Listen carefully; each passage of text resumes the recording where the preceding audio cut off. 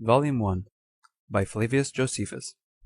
translated by William Whiston, Book 2, Chapters 1 through 3. Book 2, containing the interval of 220 years, from the death of Isaac to the exodus out of Egypt. Chapter 1. How Esau and Jacob, Isaac's sons, divided their habitation, and Esau possessed Idumea, and Jacob Canaan. After the death of Isaac, his sons divided their habitations respectively, nor did they retain what they had before. But Esau departed from the city of Hebron, and left it to his brother, and dwelt in Seir, and ruled over Idumea. He called the country by that name from himself, for he was named Edom, which appellation he got on the following occasion. One day, returning from the toil of hunting very hungry, it was when he was a child in age, he lighted on his brother when he was getting ready lentil pottage for his dinner, which was of a very red color, on which account he the more earnestly longed for it, and desired him to give him some of it to eat. But he made advantage of his brother's hunger, and forced him to resign up to him his birthright, and he, being pinched with famine, resigned it up to him under an oath. Whence it came, that on account of the redness of this pottage, he was, in way of jest, by his contemporaries, called Edom, for the Hebrews call what is red Edom, and this was the name given to the country. But the Greeks gave it a more agreeable pronunciation, and named it Idumea. He became the father of 5 sons, of whom Jaus and Jalamus and Corius were by one wife, whose name was Alibama. But of the rest, Eliphaz was born to him by Ada, and Raguel by Basemeth. And these were the sons of Esau. Eliphaz had 5 legitimate sons, Theman, Omer, Cephas, Gotham, and Kenaz. For Amalek was not legitimate, but by a concubine whose name was Thamna. These dwelt in that part of Idumea which is called Gebalitis, and that denominated from Amalek, Amalekitis. For Idumea was a large country, and did then preserve the name of the whole, while in its several parts it kept the names of its peculiar inhabitants. Chapter 2. How Joseph, the youngest of Jacob's sons, was envied by his brethren, when certain dreams had foreshown his future happiness. It happened that Jacob came to so great happiness as rarely any other person had arrived at. He was richer than the rest of the inhabitants of that country, and was at once envied and admired for such virtuous sons, for they were deficient in nothing, but were of great souls, both for laboring with their hands, and enduring of toil, and shrewd also in understanding. And God exercised such a providence over him, and such a care of his happiness, as to bring him the greatest blessings even out of what appeared to be the most sorrowful condition, and to make him the cause of our forefathers' departure out of Egypt, him and his posterity. The occasion was this: when Jacob had his son Joseph born to him by Rachel, his father loved him above the rest of his sons, both because of the beauty of his body, and the virtues of his mind, for he excelled the rest in prudence. This affection of his father excited the envy and the hatred of his brethren, as did also his dreams which he saw, and related to his father, and to them, which foretold his future happiness, it being usual with mankind to envy their very nearest relations such their prosperity. Now the visions which Joseph saw in his sleep were these. When they were in the middle of harvest, and Joseph was sent by his father, with his brethren, to gather the fruits of the earth, he saw a vision in a dream, but greatly exceeding the customary appearances that come when we are asleep, which, when he was got up, he told his brethren, that they might judge what it portended. He said, he saw the last night that his wheat sheaf stood still in the place where he set it, but that their sheaves ran to bow down to it, as servants bow down to their masters. But as soon as they perceived the vision foretold that he should obtain power and great wealth, and that his power should be in opposition to them, they gave no interpretation of it to Joseph, as if the dream were not by them understood. But they prayed that no part of what they suspected to be its meaning might come to pass, and they bare a still greater hatred to him on that account. But God, in opposition to their envy, sent a second vision to Joseph, which was much more wonderful than the former, for it seemed to him that the sun took with him the moon, and the rest of the stars, and came down to the earth, and bowed down to him. He told the vision to his father, and that, as suspecting nothing of ill will from his brethren, when they were there also, and desired him to interpret what it should signify. Now Jacob was pleased with the dream, for, considering the prediction in his mind, and shrewdly and wisely guessing at its meaning, he rejoiced at the great things thereby signified, because it declared the future happiness of his son, and that, by the blessing of God, the time would come when he should be honored, and thought worthy of worship by his parents and brethren, as guessing that the moon and sun were like his mother and father, the former as she that gave increase and nourishment to all things, and the latter he that gave form and other powers to them, and that the stars were like his brethren, since they were 11 in number, as were the stars that received their power from the sun and moon. And thus did Jacob make a judgment of this vision, and that a shrewd one also. But these interpretations caused very great grief to Joseph's brethren, and they were affected to him hereupon, as if he were a certain stranger, that was to those good things which were signified by the dreams, and not as one that was a brother, with whom it was probable they should be joint partakers. And as they had been partners in the same parentage, so should they be of the same happiness. They also resolved to kill the lad, and having fully ratified that intention of theirs, as soon as their collection of the fruits was over, they went to Shechem, which is a country good for feeding of cattle, and for pasturage. There they fed their flocks, without acquainting their father with their removal thither, whereupon he had melancholy suspicions about them, as being ignorant of his son's condition, and receiving no messenger from the flocks that could inform him of the true state they were in. So, because he was in great fear about them, he sent Joseph to the flocks, to learn the circumstances his brethren were in, and to bring him word how they did. Chapter 3. How Joseph was thus sold by his brethren into Egypt, by reason of their hatred to him, and how he there grew famous and illustrious, and had his brethren under his power. Now these brethren rejoiced as soon as they saw their brother coming to them, not indeed as at the presence of a near relation, or as at the presence of one sent by their father, but as at the presence of an enemy, and one that by divine providence was delivered into their hands. And they already resolved to kill him, and not let slip the opportunity that lay before them. But when Reubel, the eldest of them, saw them thus disposed, and that they had agreed together to execute their purpose, he tried to restrain them, showing them the heinous enterprise they were going about, and the horrid nature of it, that this action would appear wicked in the sight of God, and impious before men, even though they should kill one not related to them, but much more flagitious and detestable to appear to have slain their own brother, by which act the father must be treated unjustly in the son's slaughter, and the mother also be in perplexity while she laments that her son is taken away from her, and this not in a natural way neither. So he entreated them to have a regard to their own consciences, and wisely to consider what mischief would betide them upon the death of so good a child, and their youngest brother, that they would also fear God, who was already both a spectator and a witness of the designs they had against their brother, that he would love them if they abstained from this act, and yielded to repentance and amendment. But in case they proceeded to do the fact, all sorts of punishments would overtake them from God for this murder of their brother, since they polluted his providence,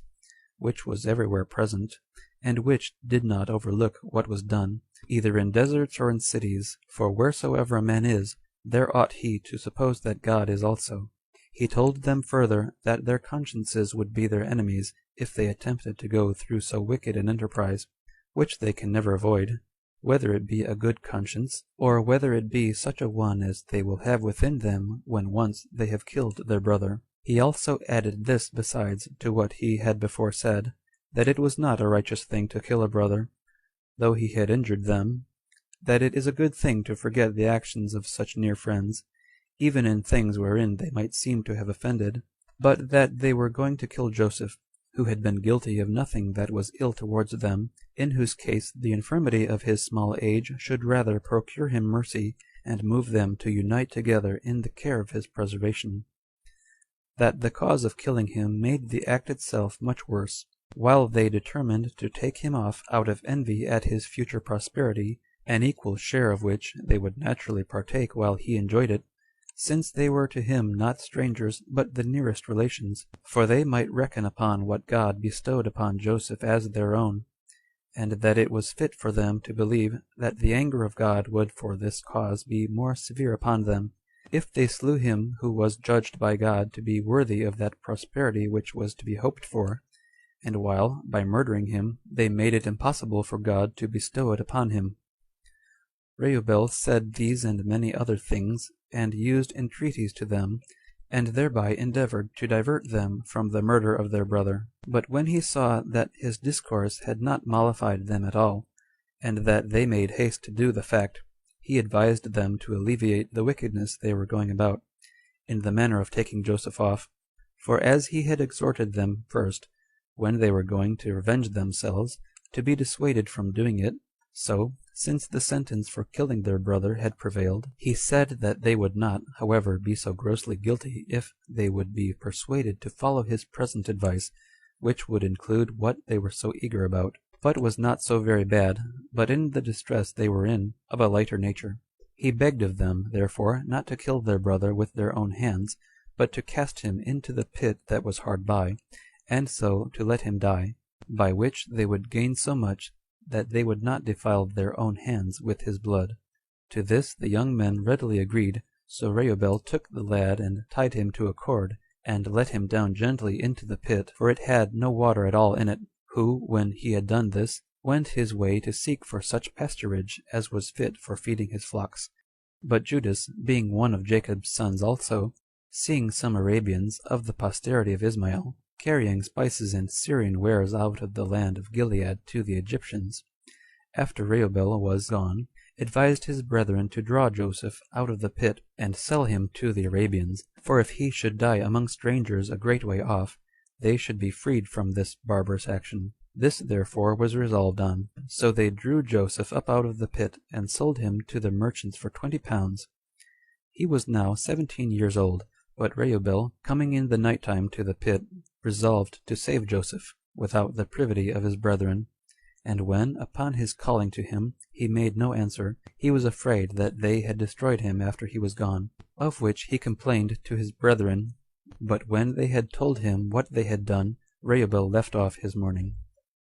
When Joseph's brethren had done thus to him, they considered what they should do to escape the suspicions of their father. Now they had taken away from Joseph the coat which he had on when he came to see them at the time they let him down into the pit. So they thought proper to tear that coat to pieces, and to dip it into goat's blood, and then to carry it and show it to their father, that he might believe he was destroyed by wild beasts.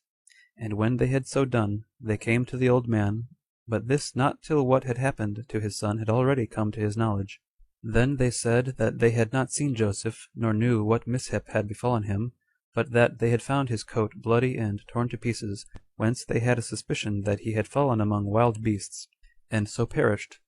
if that was the coat he had on when he came from home. Now Jacob had before some better hopes that his son was only made a captive, but now he laid aside that notion, and supposed that this coat was an evident argument that he was dead, for he well remembered that this was the coat he had on when he sent him to his brethren. So he hereafter lamented the lad as now dead, and as if he had been the father of no more than one, without taking any comfort in the rest.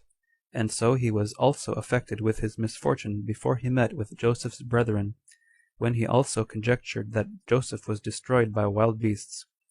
He sat down also, clothed in sackcloth and in heavy affliction, insomuch that he found no ease when his sons comforted him, neither did his pains remit by length of time. End of Book 2, chapters 1 through 3.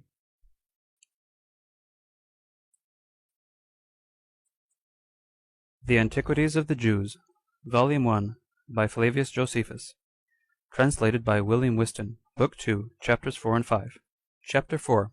Concerning the signal chastity of Joseph. Now Potiphar, an Egyptian, who was chief cook to King Pharaoh, bought Joseph of the merchants, who sold him to him. He had him in the greatest honor, and taught him the learning that became a free man, and gave him leave to make use of a diet better than was allotted to slaves. He entrusted also the care of his house to him. So he enjoyed these advantages, yet did not he leave that virtue which he had before upon such a change of his condition, but he demonstrated that wisdom was able to govern the uneasy passions of life, in such as have it in reality, and do not only put it on for a show, under a present state of prosperity. For when his master's wife was fallen in love with him, both on account of his beauty of body and his dexterous management of affairs, and supposed that if she should make it known to him, she could easily persuade him to come and lie with her, and that he would look upon it as a piece of happy fortune that his mistress should entreat him, as regarding that state of slavery he was in, and not his moral character, which continued after his condition was changed. So she made known her naughty inclinations, and spake to him about lying with her. However, he rejected her entreaties, not thinking it agreeable to religion to yield so far to her, as to do what would tend to the affront and injury of him that purchased him, and had vouchsafed him so great honors. He, on the contrary, exhorted her to govern that passion, and laid before her the impossibility of her obtaining her desires, which he thought might be conquered if she had no hope of succeeding. And he said that as to himself he would endure anything whatever before he would be persuaded to it. For although it was fit for a slave as he was to do nothing contrary to his mistress, he might well be excused in a case where the contradiction was to such sort of commands only. But this opposition of Joseph, when she did not expect it, made her still more violent in her love to him, and as she was sorely beset with this naughty passion, so she resolved to compass her design by a second attempt. When therefore there was a public festival coming on, in which it was the custom for women to come to the public solemnity, she pretended to her husband that she was sick, as contriving an opportunity for solitude and leisure, that she might entreat Joseph again. Which opportunity being obtained, she used more kind words to him than before, and said that it had been good for him to have yielded to her first solicitation, and to have given her no repulse, both because of the reverence he ought to bear to her dignity who solicited him, and because of the vehemence of her passion, by which she was forced, though she were his mistress, to condescend beneath her dignity, but that he may now, by taking more prudent advice, wipe off the imputation of his former folly. For whether it were that he expected the repetition of her solicitations she had now made, and that with greater earnestness than before, for that she had pretended sickness on this very account, and had preferred his conversation before the festival and its solemnity, or whether he opposed her former discourses, as not believing she could be in earnest, she now gave him sufficient security, by thus repeating her application, that she meant not in the least by fraud to impose upon him, and assured him that if he complied with her affections, he might expect the enjoyment of the advantages he already had, and if he were submissive to her he should have still greater advantages, but that he must look for revenge and hatred from her in case he rejected her desires, and preferred the reputation of chastity before his mistress, for that he would gain nothing by such procedure, because she would then become his accuser, and would falsely pretend to her husband that he had attempted her chastity, and that Potiphar would hearken to her words rather than to his, let his be ever so agreeable to the truth. When the woman had said thus, and even with tears in her eyes, neither did pity dissuade Joseph from his chastity, nor did fear compel him to a compliance with her, but he opposed her solicitations, and did not yield to her threatenings, and was afraid to do an ill thing, and chose to undergo the sharpest punishment rather than to enjoy his present advantages, by doing what his own conscience knew would justly deserve that he should die for it. He also put her in mind that she was a married woman, and that she ought to cohabit with her husband only, and desired her to suffer these considerations to have more weight with her than the short pleasure of lustful dalliance, which would bring her to repentance afterwards, would cause trouble to her, and yet would not amend what had been done amiss. He also suggested to her the fear she would be in lest they should be caught, and that the advantage of concealment was uncertain, and that only while the wickedness was not known would there be any quiet for them, but that she might have the enjoyment of her husband's company without any danger. And he told her that in the company of her husband she might have great boldness from a good conscience, both before God and before men; nay, that she would act better like his mistress, and make use of her authority over him better while she persisted in her chastity than when they were both ashamed for what wickedness they had been guilty of, and that it is much better to a life, well and known to have been so, than upon the hopes of the concealment of evil practices. Joseph, by saying this and more, tried to restrain the violent passion of the woman, and to reduce her affections within the rules of reason. But she grew more ungovernable and earnest in the matter. And since she despaired of persuading him, she laid her hands upon him, and had a mind to force him. But as soon as Joseph had got away from her anger, leaving also his garment with her, for he left that to her, and leaped out of her chamber, She was greatly afraid lest he should discover her lewdness to her husband, and greatly troubled at the affront he had offered her. So she resolved to be beforehand with him, and to accuse Joseph falsely to Potiphar, and by that means to revenge herself on him for his pride and contempt of her. And she thought it a wise thing in itself, and also becoming a woman, thus to prevent his accusation. Accordingly she sat sorrowful and in confusion, framing herself so hypocritically and angrily, that the sorrow, which was really for her being disappointed of her lust, might appear to be for the attempt upon her chastity. So that when her husband came home, and was disturbed at the sight of her, and inquired what was the cause of the disorder she was in, she began to accuse Joseph, and, O husband, said she, mayst thou not live a day longer if thou dost not punish the wicked slave who has desired to defile thy bed, who has neither minded who he was when he came to our house, so as to behave himself with modesty, nor has he been mindful of what favors he had received from thy bounty, as he must be an ungrateful man indeed, unless he, in every respect, carry himself in a manner agreeable to us. This man, I say, laid a private design to abuse thy wife, and this at the time of a festival, observing when thou wouldst be absent. So that it is now clear that his modesty, as it appeared to be formerly, was only because of the restraint he was in out of fear of thee, but that he was not really of a good disposition. This has been occasioned by his being advanced to honor beyond what he deserved, and what he hoped for, insomuch that he concluded that he who was deemed fit to be trusted with thy estate and the government of thy family, and was preferred above thy eldest servants, might be allowed to touch thy wife also. Thus when she had ended her discourse, she showed him his garment, as if he then left it with her when he attempted to force her. But Potiphar, not being able to disbelieve what his wife's tears showed, and what his wife said, and what he saw himself, and being seduced by his love to his wife, did not set himself about the examination of the truth, but taking it for granted that his wife was a modest woman, and condemning Joseph as a wicked man, he threw him into the malefactor's prison, and had a still higher opinion of his wife, and bare her witness that she was a woman of a becoming modesty and chastity. Chapter 5. What things befell Joseph in prison. Now Joseph, commending all his affairs to God, did not betake himself to make his defense, nor to give an account of the exact circumstances of the fact, but silently underwent the bonds and the distress he was in, firmly believing that God, who knew the cause of his affliction, and the truth of the fact, would be more powerful than those that inflicted the punishments upon him, a proof of whose providence he quickly received, for the keeper of the prison taking notice of his care and fidelity in the affairs he had set him about, and the dignity of his countenance, relaxed his bonds, and thereby made his heavy calamity lighter, and more supportable to him.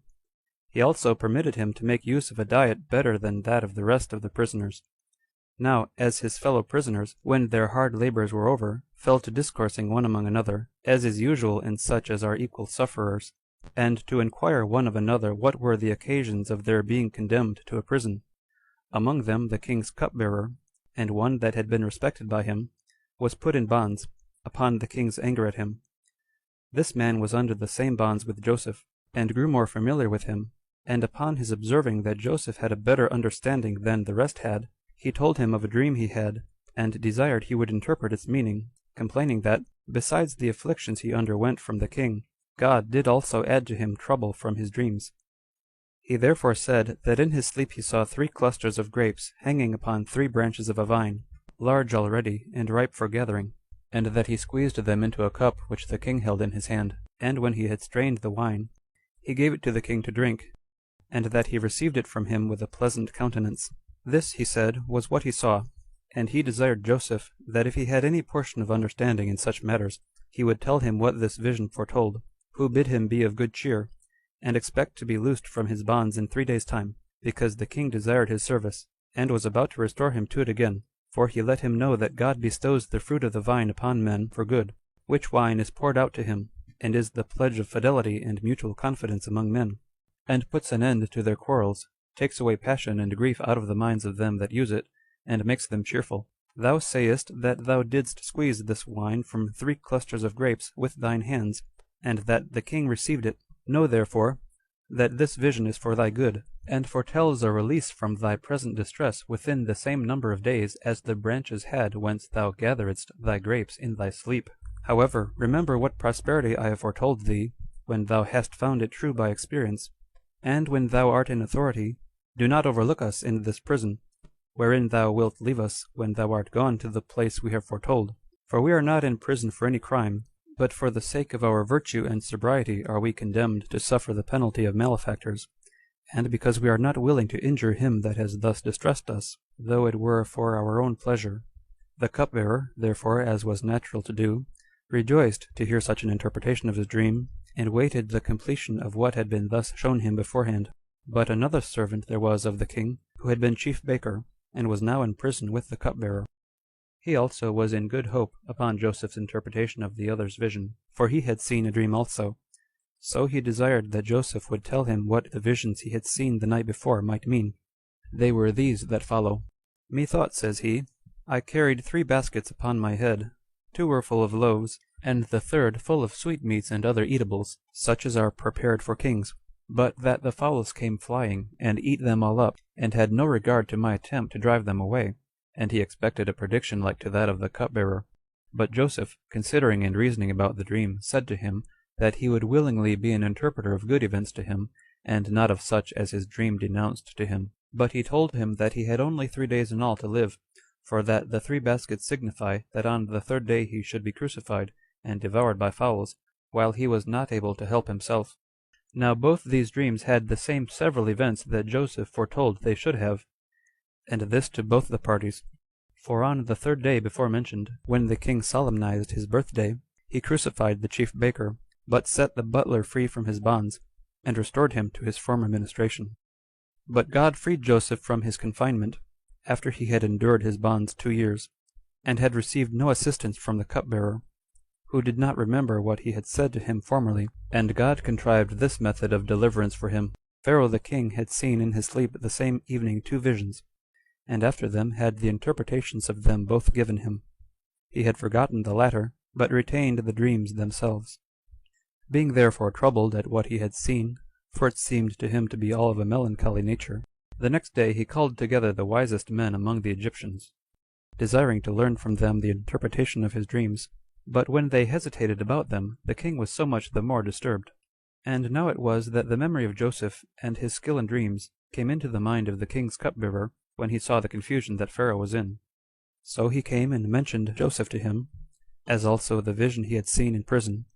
and how the event proved as he had said, as also that the chief baker was crucified on the very same day, and that this also happened to him according to the interpretation of Joseph, that Joseph himself was laid in bonds by Potiphar, who was his head cook, as a slave. But, he said, he was one of the noblest of the stock of the Hebrews. And said further, his father lived in great splendor. If therefore thou wilt send for him, and not despise him on the score of his misfortunes, thou wilt learn what thy dreams signify. So the king commanded that they should bring Joseph into his presence. And those who received the command came and brought him with them, having taken care of his habit, that it might be decent, as the king had enjoined them to do. But the king took him by the hand, and, O young man, says he, for my servant bears witness that thou art at present the best and most skillful person I can consult with. Vouchsafe me the same favors which thou bestowest on this servant of mine, and tell me what events they are which the visions of my dreams foreshow. And I desire thee to suppress nothing out of fear, nor to flatter me with lying words, or with what may please me, although the truth should be of a melancholy nature. For it seemed to me that, as I walked by the river, I saw kine fat and very large, 7 in number, going from the river to the marshes, and other kine of the same number like them met them out of the marshes, exceeding lean and ill-favored, which ate up the fat and the large kine, and yet were no better than before, and not less miserably pinched with famine. After I had seen this vision, I awaked out of my sleep, and being in disorder, and considering with myself what this appearance should be, I fell asleep again, and saw another dream much more wonderful than the foregoing, which still did more affright and disturb me. I saw 7 ears of corn growing out of one root, having their heads borne down by the weight of the grains, and bending down with the fruit, which was now ripe and fit for reaping. And near these I saw 7 other ears of corn, meager and weak, for want of rain, which fell to eating and consuming those that were fit for reaping, and put me into great astonishment. To which Joseph replied, This dream, said he, O king, although seen under 2 forms, signifies one and the same event of things. For when thou sawest the fat kine, which is an animal made for the plough and for labor, devoured by the worser kine, and the ears of corn eaten up by the smaller ears, they foretell a famine, and want of the fruits of the earth for the same number of years, and equal with those when Egypt was in a happy state, and this so far, that the plenty of these years will be spent in the same number of years of scarcity, and that scarcity of necessary provisions will be very difficult to be corrected. As a sign whereof, the ill-favored kine, when they had devoured the better sort, could not be satisfied. But still God foreshows what is to come upon men, not to grieve them, but that when they know it beforehand, they may by prudence make the actual experience of what is foretold the more tolerable. If thou, therefore, carefully dispose of the plentiful crops which will come in the former years, thou wilt procure that the future calamity will not be felt by the Egyptians. Hereupon the king wondered at the discretion and wisdom of Joseph, and asked him by what means he might so dispense the foregoing plentiful crops in the happy years, as to make the miserable crops more tolerable. Joseph then added this his advice, to spare the good crops, and not permit the Egyptians to spend them luxuriously, but to reserve what they would have spent in luxury beyond their necessity against the time of want. He also exhorted him to take the corn of the husbandmen, and give them only so much as will be sufficient for their food. Accordingly, Pharaoh, being surprised at Joseph, not only for his interpretation of the dream, but for the counsel he had given him, entrusted him with dispensing the corn, with power to do what he thought would be for the benefit of the people of Egypt, and for the benefit of the king, as believing that he who first discovered this method of acting would prove the best overseer of it. But Joseph, having this power given him by the king, with leave to make use of his seal, and to wear purple, drove in his chariot through all the land of Egypt, and took the corn of the husbandmen, allotting as much to every one as would be sufficient for seed, and for food, but without discovering to any one the reason why he did so. End of Book 2, chapters 4 and 5.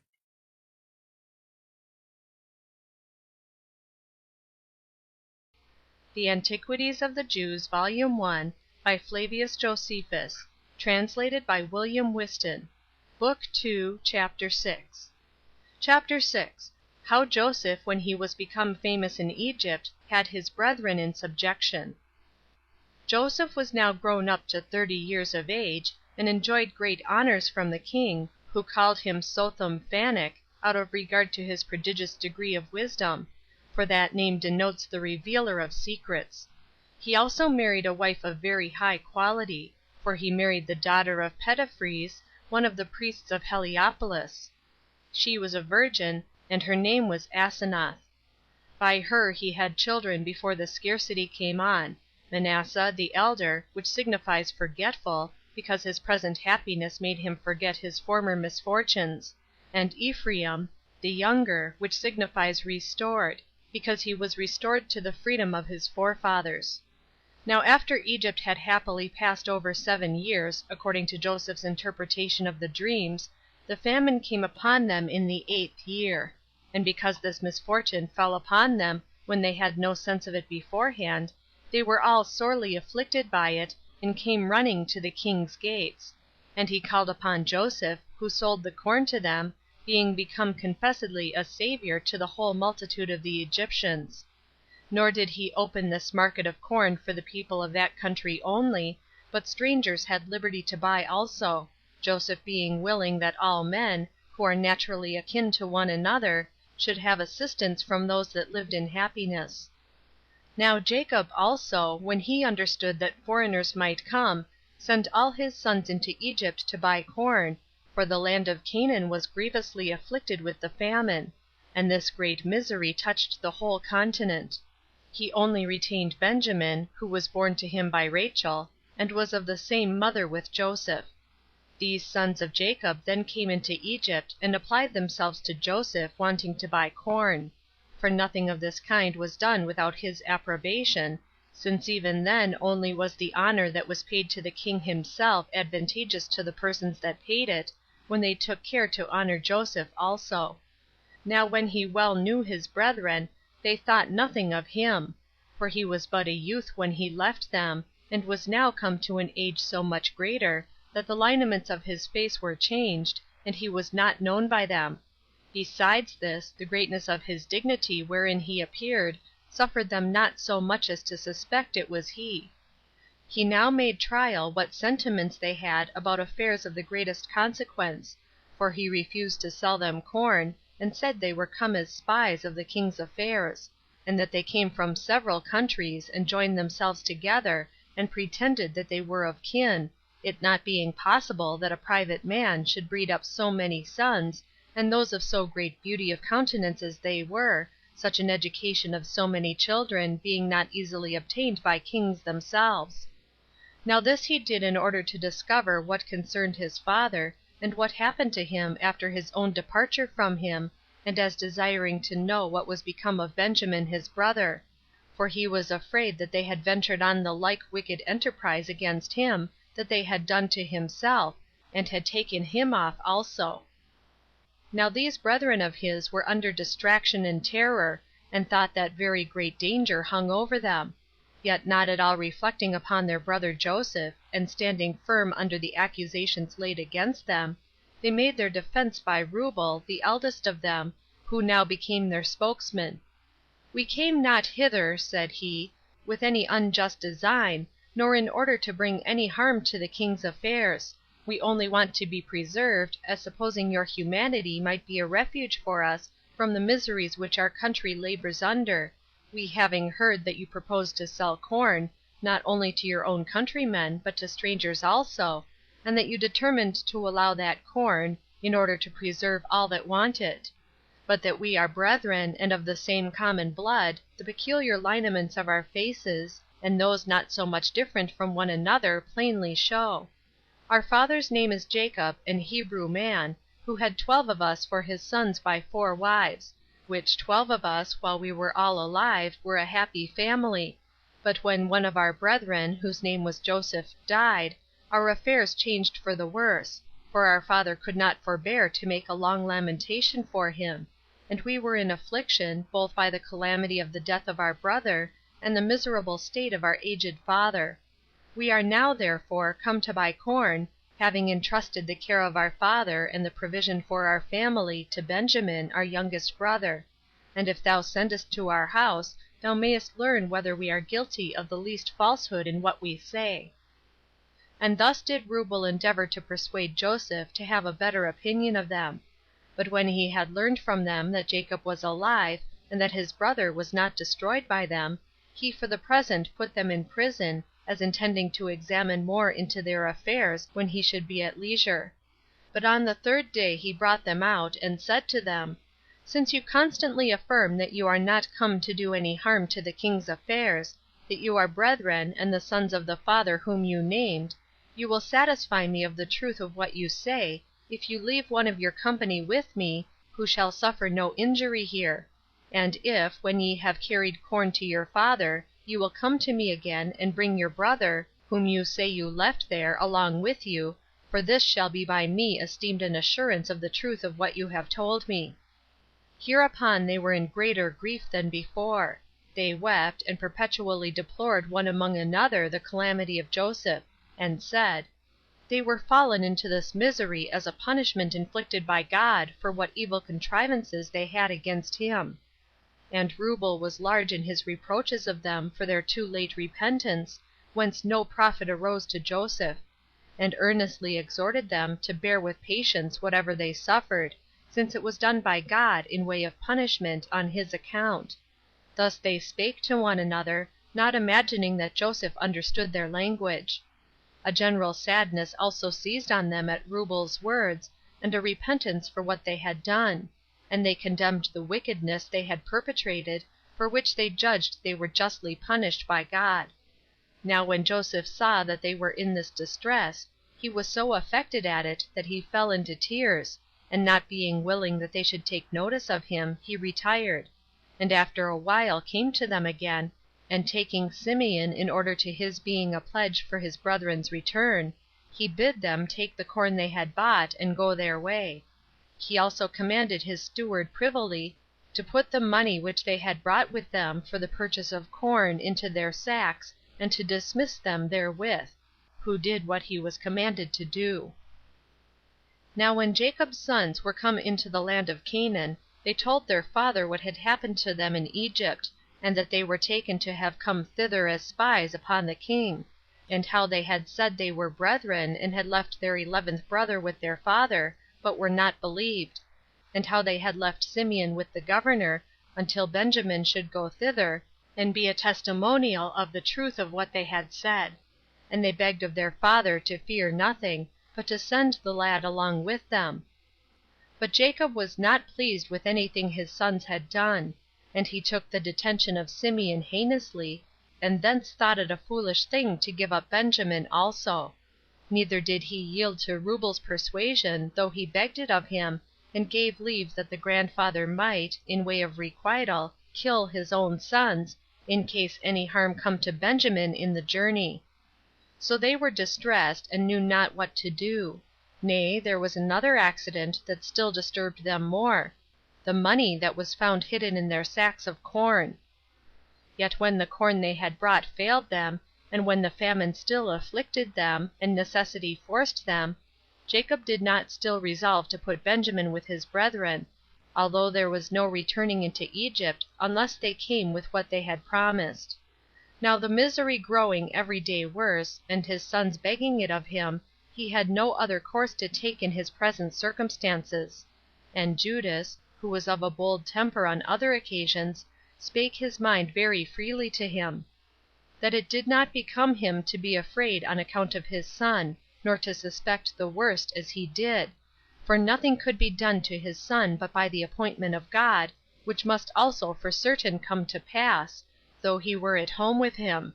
that he ought not to condemn them to such manifest destruction, nor deprive them of that plenty of food they might have from Pharaoh, by his unreasonable fear about his son Benjamin, but ought to take care of the preservation of Simeon, lest, by attempting to hinder Benjamin's journey, Simeon should perish.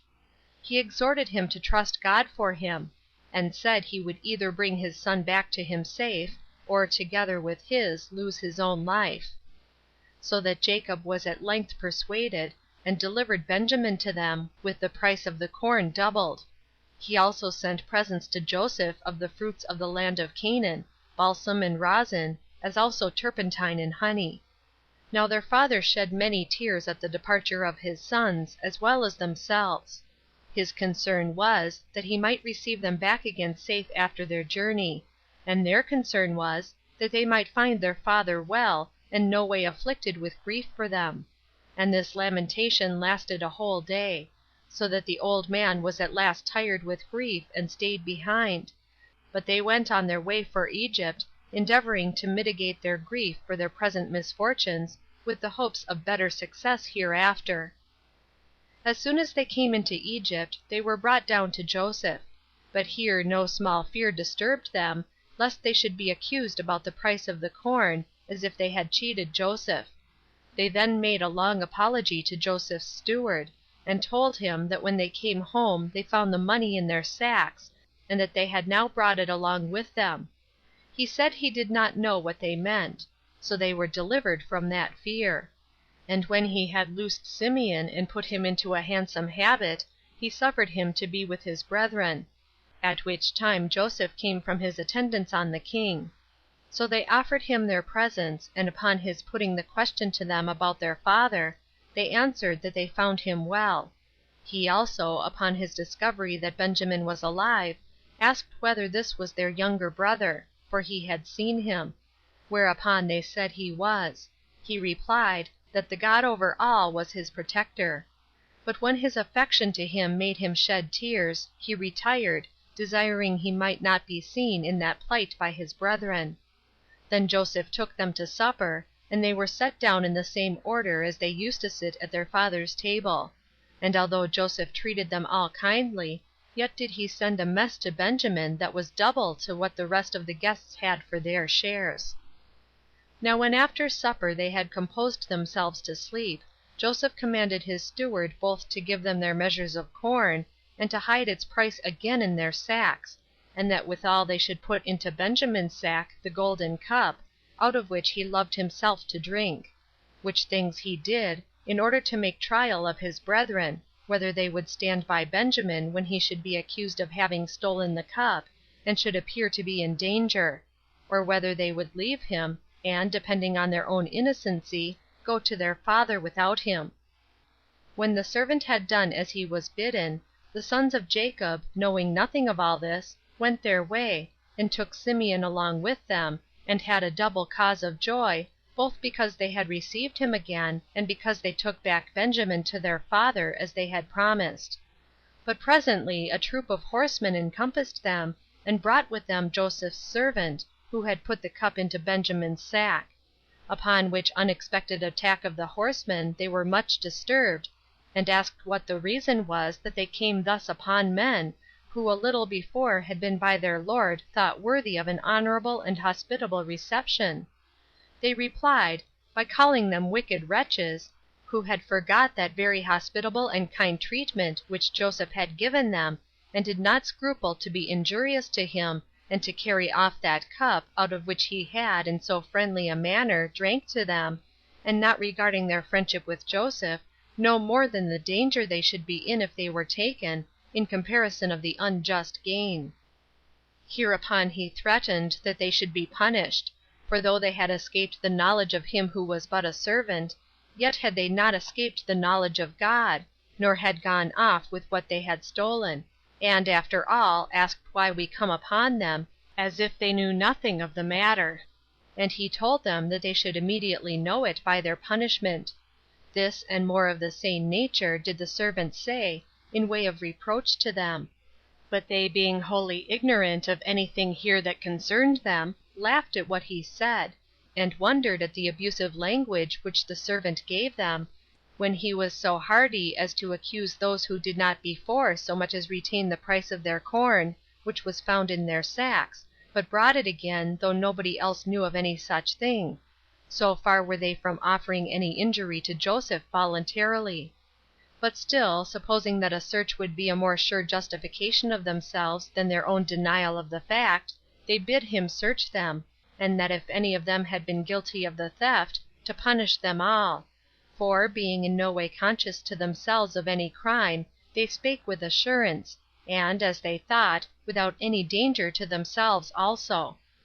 The servants desired there might be a search made, but they said the punishment should extend to him alone who should be found guilty of the theft.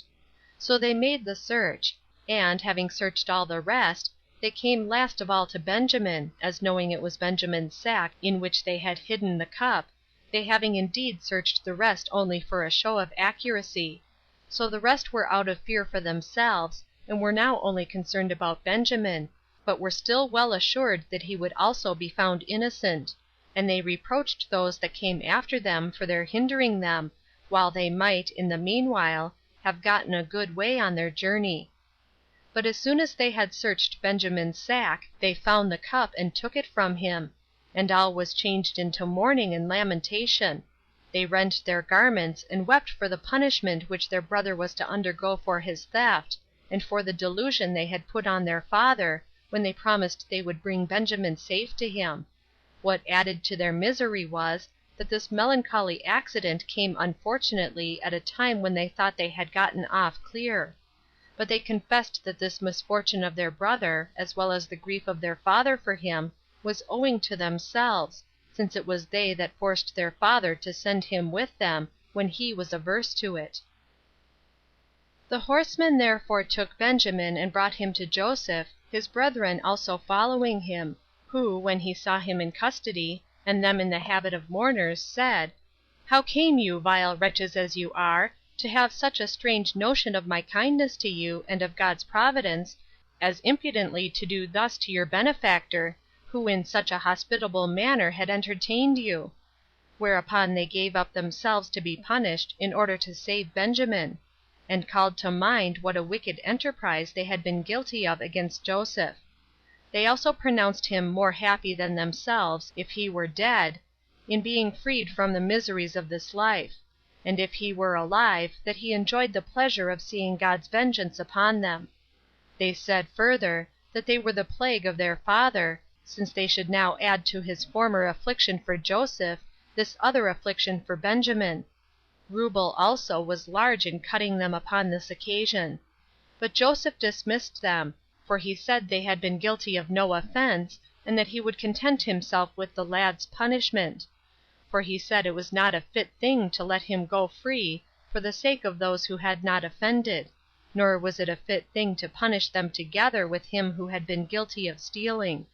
And when he promised to give them leave to go away in safety, the rest of them were under great consternation, and were able to say nothing on this sad occasion.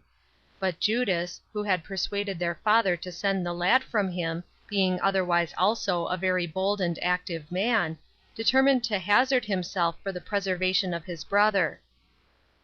"It is true," said he, "O governor, that we have been very wicked with regard to thee, and on that account deserved punishment. Even all of us justly may be punished, although the theft were not committed by all, but only by one of us, and he the youngest also.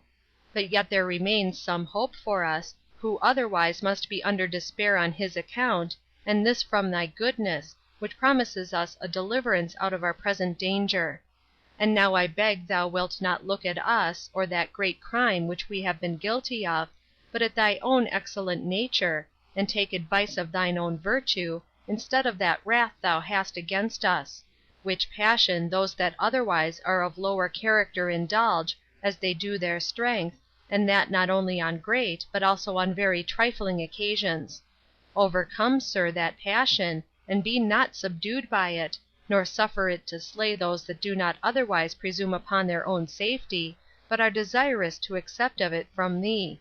For this is not the first time that thou wilt bestow it on us, but before, when we came to buy corn, thou affordedst us great plenty of food, and gavest us leave to carry so much home to our family as has preserved them from perishing by famine. Nor is there any difference between not overlooking men that were perishing for want of necessaries, and not punishing those that seem to be offenders, and have been so unfortunate as to lose the advantage of that glorious benefaction which they received from thee. This will be an instance of equal favor, though bestowed after a different manner. For thou wilt save those this way whom thou didst feed the other; and thou wilt hereby preserve alive, by thy own bounty, those souls which thou didst not suffer to be distressed by famine, it being indeed at once a wonderful and a great thing to sustain our lives by corn, and to bestow on us that pardon, whereby, now we are distressed, we may continue those lives. And I am ready to suppose that God is willing to afford thee this opportunity of showing thy virtuous disposition, by bringing us into this calamity, that it may appear thou canst forgive the injuries that are done to thyself, and mayest be esteemed kind to others, besides those who, on other accounts, stand in need of thy assistance; since it is indeed a right thing to do well to those who are in distress for want of food, but still a more glorious thing to save those who deserve to be punished, when it is on account of heinous offenses against thyself. For if it be a thing deserving commendation to forgive such as have been guilty of small offenses, that tend to a person's loss, and this be praiseworthy in him that overlooks such offenses, to restrain a man's passion as to crimes which are capital to the guilty, is to be like the most excellent nature of God himself. And truly, as for myself, had it not been that we had a father, who had discovered, on occasion of the death of Joseph, how miserably he is always afflicted at the loss of his sons, I had not made any words on account of the saving of our own lives. I mean, any further than as that would be an excellent character for thyself, to preserve even those that would have nobody to lament them when they were dead, but we would have yielded ourselves up to suffer whatsoever thou pleasedst. But now, for we do not plead for mercy to ourselves, though indeed if we die, it will be while we are young, and before we have had the enjoyment of life, have regard to our father, and take pity of his old age, on whose account it is that we make these supplications to thee. We beg thou wilt give us those lives which this wickedness of ours has rendered obnoxious to thy punishment; and this for his sake, who is not himself wicked, nor does his being our father make us wicked. He is a good man, and not worthy to have such trials of his patience;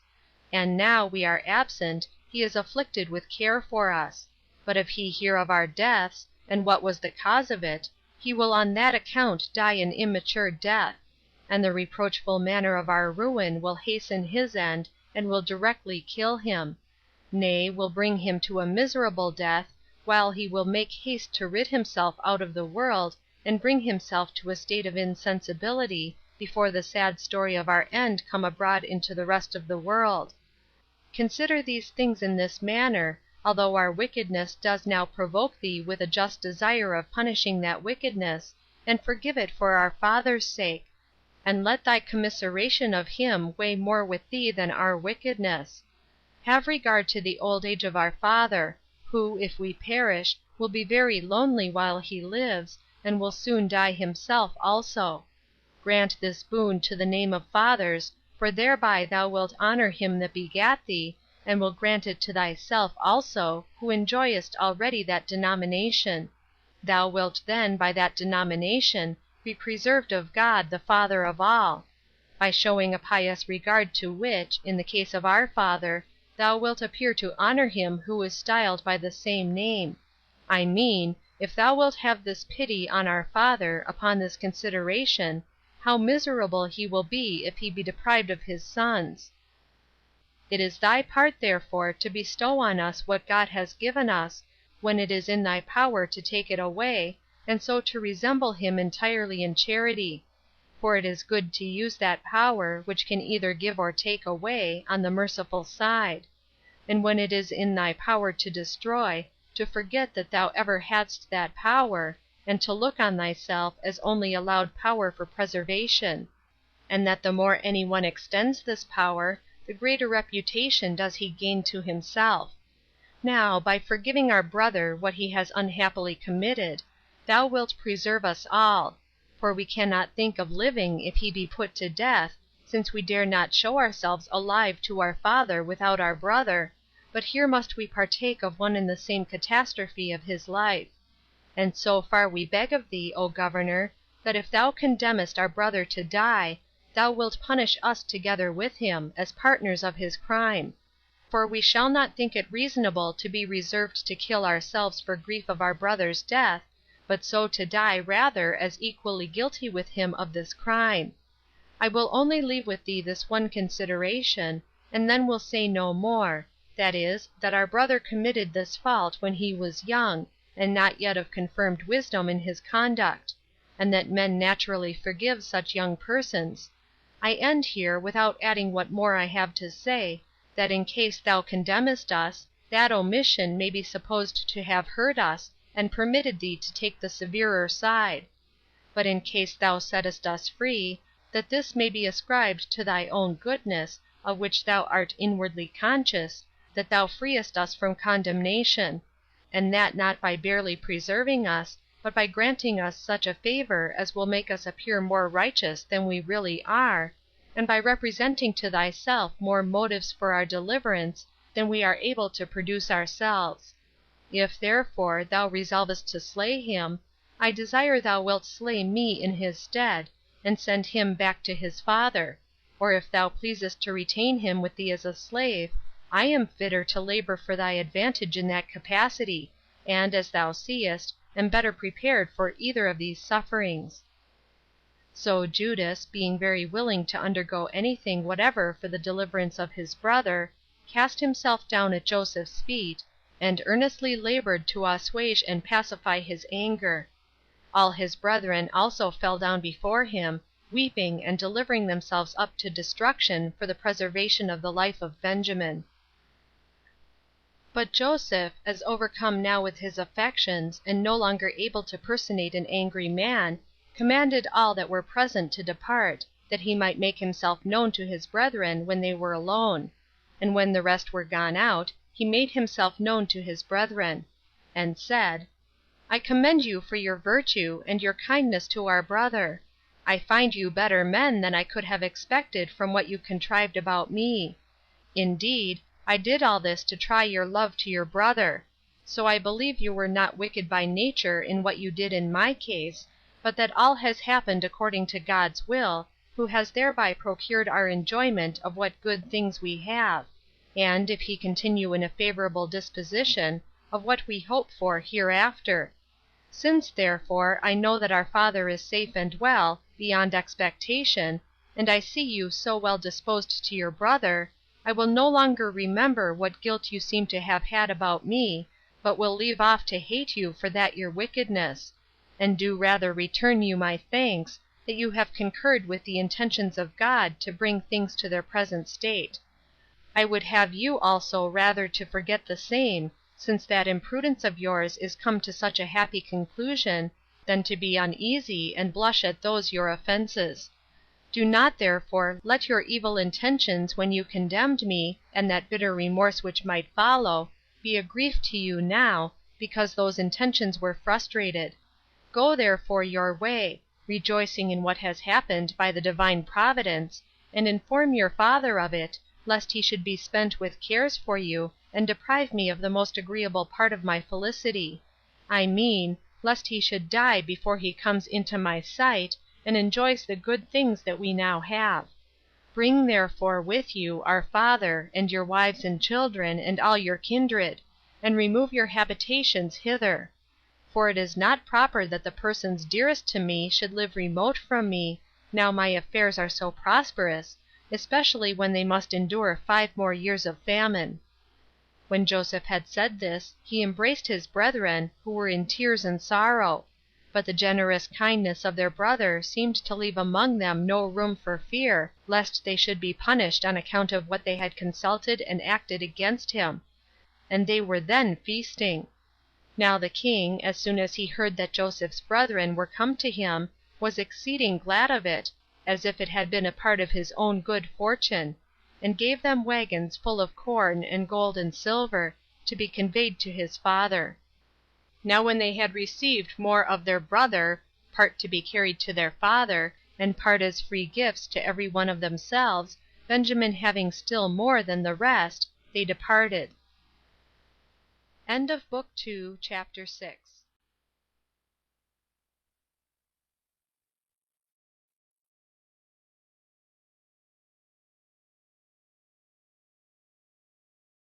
The Antiquities of the Jews, Volume 1, by Flavius Josephus, translated by William Whiston, Book 2, Chapters 7 through 9.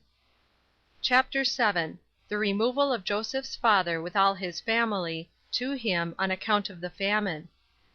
As soon as Jacob came to know, by his sons returning home, in what state Joseph was, that he not only escaped death, for which yet he lived all along in mourning, but that he lived in splendor and happiness, and ruled over Egypt jointly with the king, and had entrusted to his care almost all his affairs, he did not think anything he was told to be incredible, considering the greatness of the works of God, and his kindness to him, although that kindness had, for some late times, been intermitted. So he immediately and zealously set out upon his journey to him.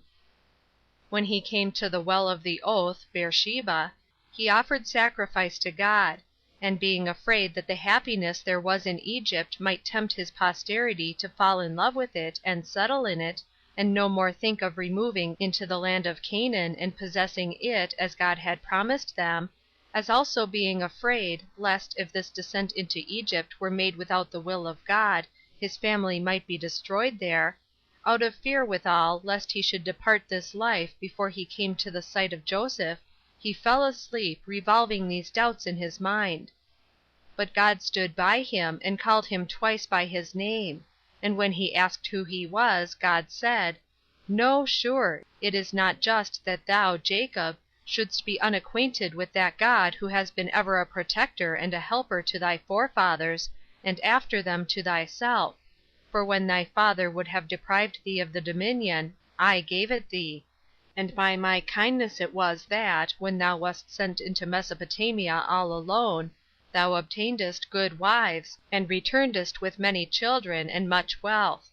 Thy whole family also has been preserved by my providence, and it is I who conducted Joseph thy son, whom thou gavest up for lost, to the enjoyment of great prosperity. I also made him lord of Egypt, so that he differs but little from a king. Accordingly I come now as a guide to thee in this journey, and foretell to thee, that thou shalt die in the arms of Joseph; and I inform thee, that thy posterity shall be many ages in authority and glory, and that I will settle them in the land which I have promised them." Jacob, encouraged by this dream, went on more cheerfully for Egypt with his sons, and all belonging to them. Now they were in all 70. I once, indeed, thought it best not to set down the names of this family, especially because of their difficult pronunciation by the Greeks; but, upon the whole, I think it necessary to mention those names, that I may disprove such as believe that we came not originally from Mesopotamia, but are Egyptians.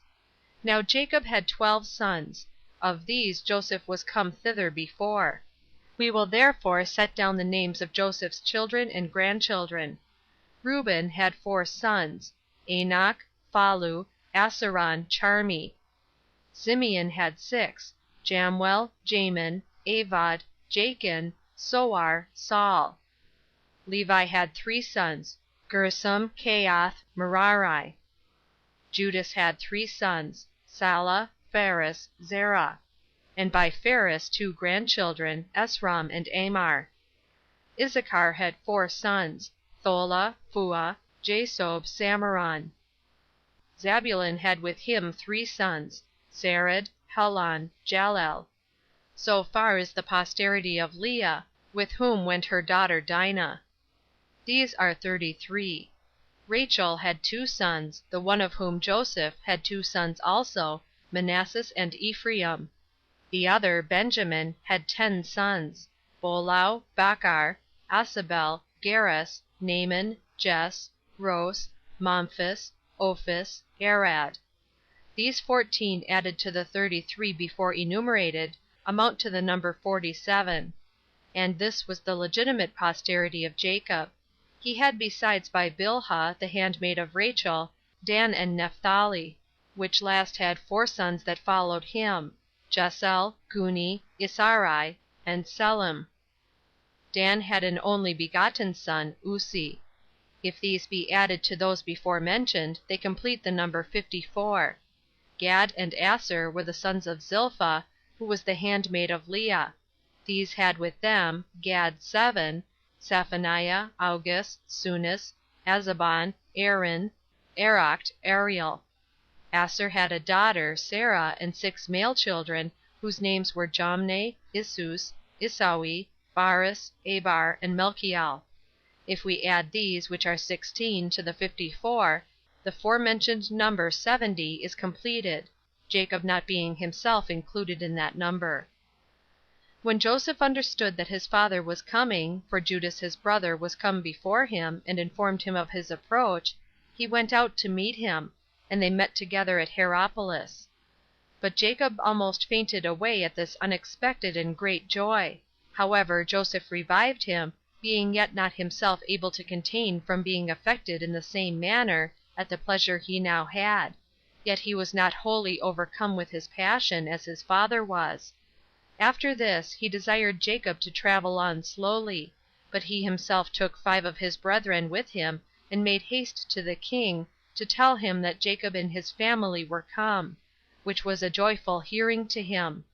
He also bid Jacob tell him what sort of life his brethren loved to lead, that he might give them leave to follow the same, who told him they were good shepherds, and had been used to follow no other employment but this alone; whereby he provided for them, that they should not be separated, but live in the same place, and take care of their father; as also hereby he provided, that they might be acceptable to the Egyptians, by doing nothing that would be common to them with the Egyptians, for the Egyptians were prohibited to meddle with feeding of sheep. When Jacob was come to the king, and saluted him, and wished all prosperity to his government, Pharaoh asked him how old he now was; upon whose answer, that he was 130 years old, he admired Jacob on account of the length of his life; and when he had added, that still he had not lived so long as his forefathers, he gave him leave to live with his children in Heliopolis, for in that city the king's shepherds had their pasturage. However, the famine increased among the Egyptians, and this heavy judgment grew more oppressive to them, because neither did the river overflow the ground, for it did not rise to its former height, nor did God send rain upon it, nor did they indeed make the least provision for themselves, so ignorant were they what was to be done. But Joseph sold them corn for their money; but when their money failed them, they bought corn with their cattle and their slaves; and if any of them had a small piece of land, they gave up that to purchase them food, by which means the king became the owner of all their substance; and they were removed, some to one place, and some to another, that so the possession of their country might be firmly assured to the king, excepting the lands of the priests, for their country continued still in their own possession. And indeed this sore famine made their minds, as well as their bodies, slaves; and at length compelled them to procure a sufficiency of food by such dishonorable means. But when this misery ceased, and the river overflowed the ground, and the ground brought forth its fruits plentifully, Joseph came to every city, and gathered the people thereto belonging together, and gave them back entirely the land which, by their own consent, the king might have possessed alone, and alone enjoyed the fruits of it. He also exhorted them to look on it as every one's own possession, and to fall to their husbandry with cheerfulness, and to pay as a tribute to the king the fifth part of the fruits for the land which the king, when it was his own, restored to them. These men rejoiced upon their becoming unexpectedly owners of their lands, and diligently observed what was enjoined them; and by this means Joseph procured to himself a greater authority among the Egyptians, and greater love to the king from them. Now this law, that they should pay the fifth part of their fruits as tribute, continued until their later kings. CHAPTER 8. Of the death of Jacob and Joseph. Now when Jacob had lived 17 years in Egypt, he fell into a disease, and died in the presence of his sons; but not till he made his prayers for their enjoying prosperity, and till he had foretold them prophetically how every one of them was to dwell in the land of Canaan. But this happened many years afterward. He also enlarged upon the praises of Joseph, how he had not remembered the evil doings of his brethren to their disadvantage; nay, on the contrary, was kind to them, bestowing upon them so many benefits as seldom are bestowed on men's own benefactors. He then commanded his own sons that they should admit Joseph's sons, Ephraim and Manasseh, into their number, and divide the land of Canaan in common with them; concerning whom we shall treat hereafter. However, he made it his request that he might be buried at Hebron. So he died, when he had lived full 150 years, 3 only abated, having not been behind any of his ancestors in piety towards God, and having such a recompense for it, as it was fit those should have who were so good as these were. But Joseph, by the king's permission, carried his father's dead body to Hebron, and there buried it, at a great expense. Now his brethren were at first unwilling to turn back with him, because they were afraid lest, now their father was dead, he should punish them for their secret practices against him, since he was now gone, for whose sake he had been so gracious to them. But he persuaded them to fear no harm, and to entertain no suspicions of him. So he brought them along with him, and gave them great possessions, and never left off his particular concern for them. Joseph also died when he had lived 110 years, having been a man of admirable virtue, and conducting all his affairs by the rules of reason, and used his authority with moderation, which was the cause of his so great felicity among the Egyptians, even when he came from another country, and that in such ill circumstances also as we have already described. At length his brethren died, after they had lived happily in Egypt. Now the posterity and sons of these men, after some time, carried their bodies, and buried them at Hebron; but as to the bones of Joseph, they carried them into the land of Canaan afterward, when the Hebrews went out of Egypt, for so had Joseph made them promise him upon oath.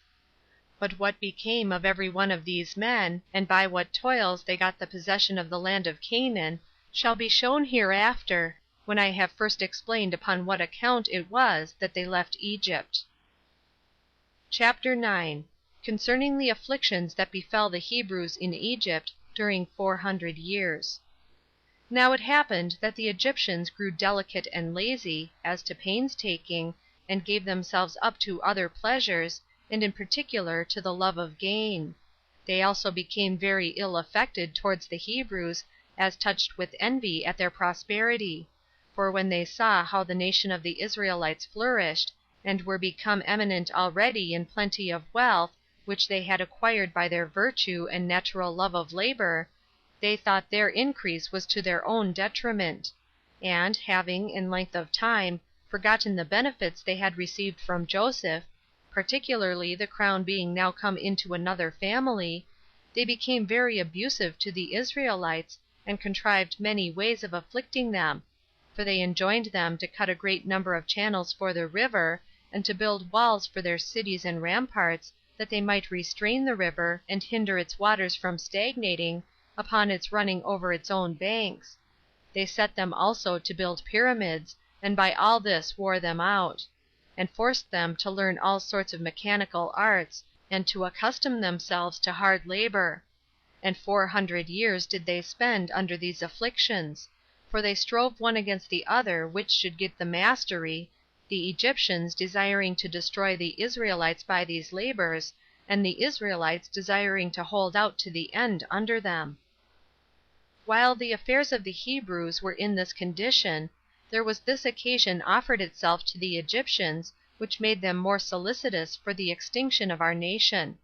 One of those sacred scribes, who are very sagacious in foretelling future events truly, told the king that about this time there would a child be born to the Israelites, who, if he were reared, would bring the Egyptian dominion low, and would raise the Israelites; that he would excel all men in virtue, and obtain a glory that would be remembered through all ages; which thing was so feared by the king, that, according to this man's opinion, he commanded that they should cast every male child which was born to the Israelites into the river, and destroy it; that besides this, the Egyptian midwives should watch the labors of the Hebrew women, and observe what is born, for those were the women who were enjoined to do the office of midwives to them; and by reason of their relation to the king, would not transgress his commands. He enjoined also, that if any parents should disobey him, and venture to save their male children alive, they and their families should be destroyed.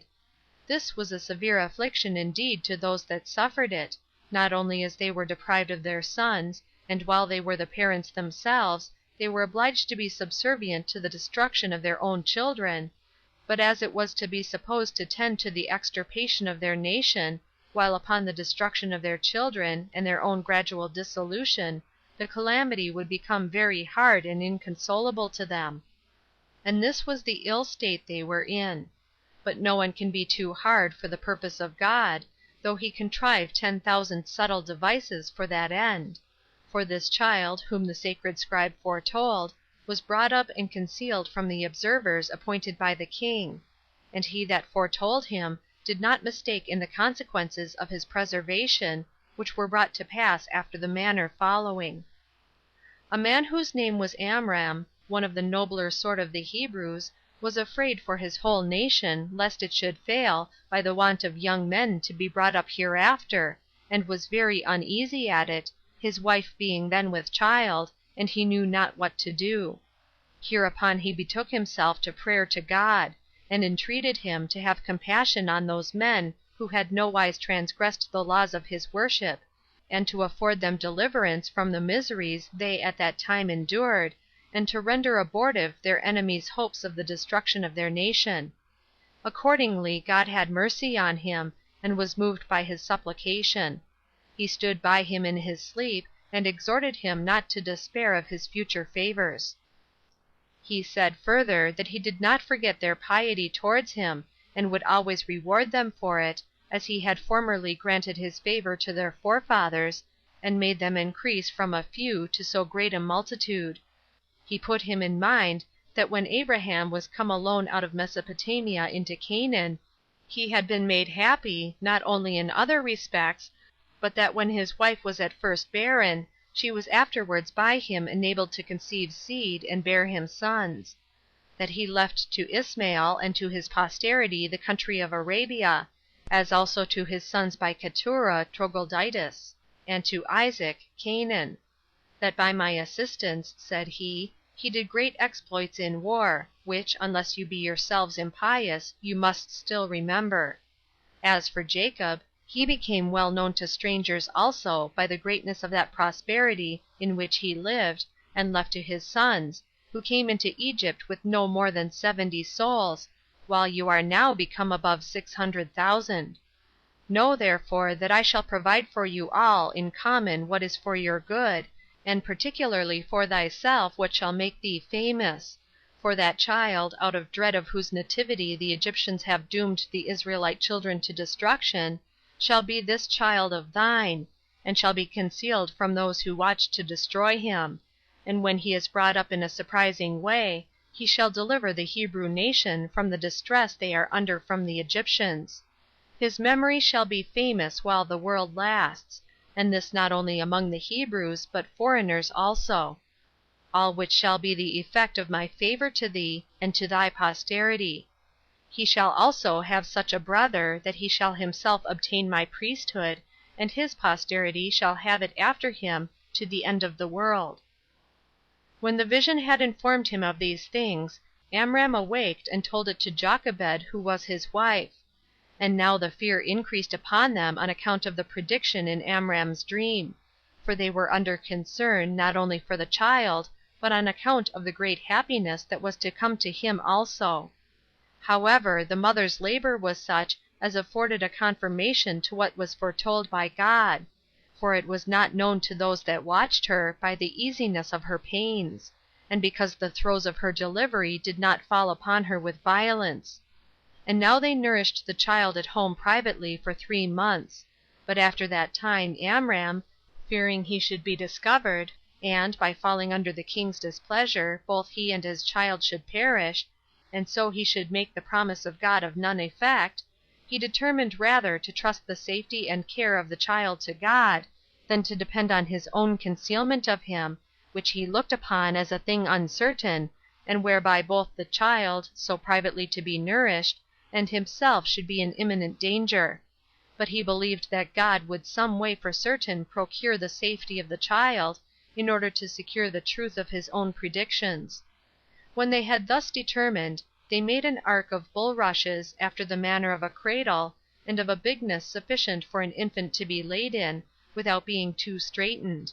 They then daubed it over with slime, which would naturally keep out the water from entering between the bulrushes, and put the infant into it, and setting it afloat upon the river, they left its preservation to God.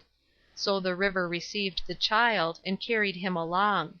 But Miriam, the child's sister, passed along upon the bank over against him, as her mother had bid her, to see whither the ark would be carried, where God demonstrated that human wisdom was nothing, but that the Supreme Being is able to do whatsoever he pleases; that those who, in order to their own security, condemn others to destruction, and use great endeavors about it, fail of their purpose; but that others are in a surprising manner preserved, and obtain a prosperous condition almost from the very midst of their calamities; those, I mean, whose dangers arise by the appointment of God. And, indeed, such a providence was exercised in the case of this child, as showed the power of God. Thermuthis was the king's daughter. She was now diverting herself by the banks of the river, and seeing a cradle borne along by the current, she sent some that could swim, and bid them bring the cradle to her. When those that were sent on this errand came to her with the cradle, and she saw the little child, she was greatly in love with it, on account of its largeness and beauty; for God had taken such great care in the formation of Moses, that he caused him to be thought worthy of bringing up, and providing for, by all those that had taken the most fatal resolutions, on account of the dread of his nativity, for the destruction of the rest of the Hebrew nation. Thermuthis bid them bring her a woman that might afford her breast to the child; yet would not the child admit of her breast, but turned away from it, and did the like to many other women. Now Miriam was by when this happened, not to appear to be there on purpose, but only as staying to see the child; and she said, "It is in vain that thou, O queen, callest for these women for the nourishing of the child, who are in no way of kin to it; but still, if thou wilt order one of the Hebrew women to be brought, perhaps it may admit the breast of one of its own nation."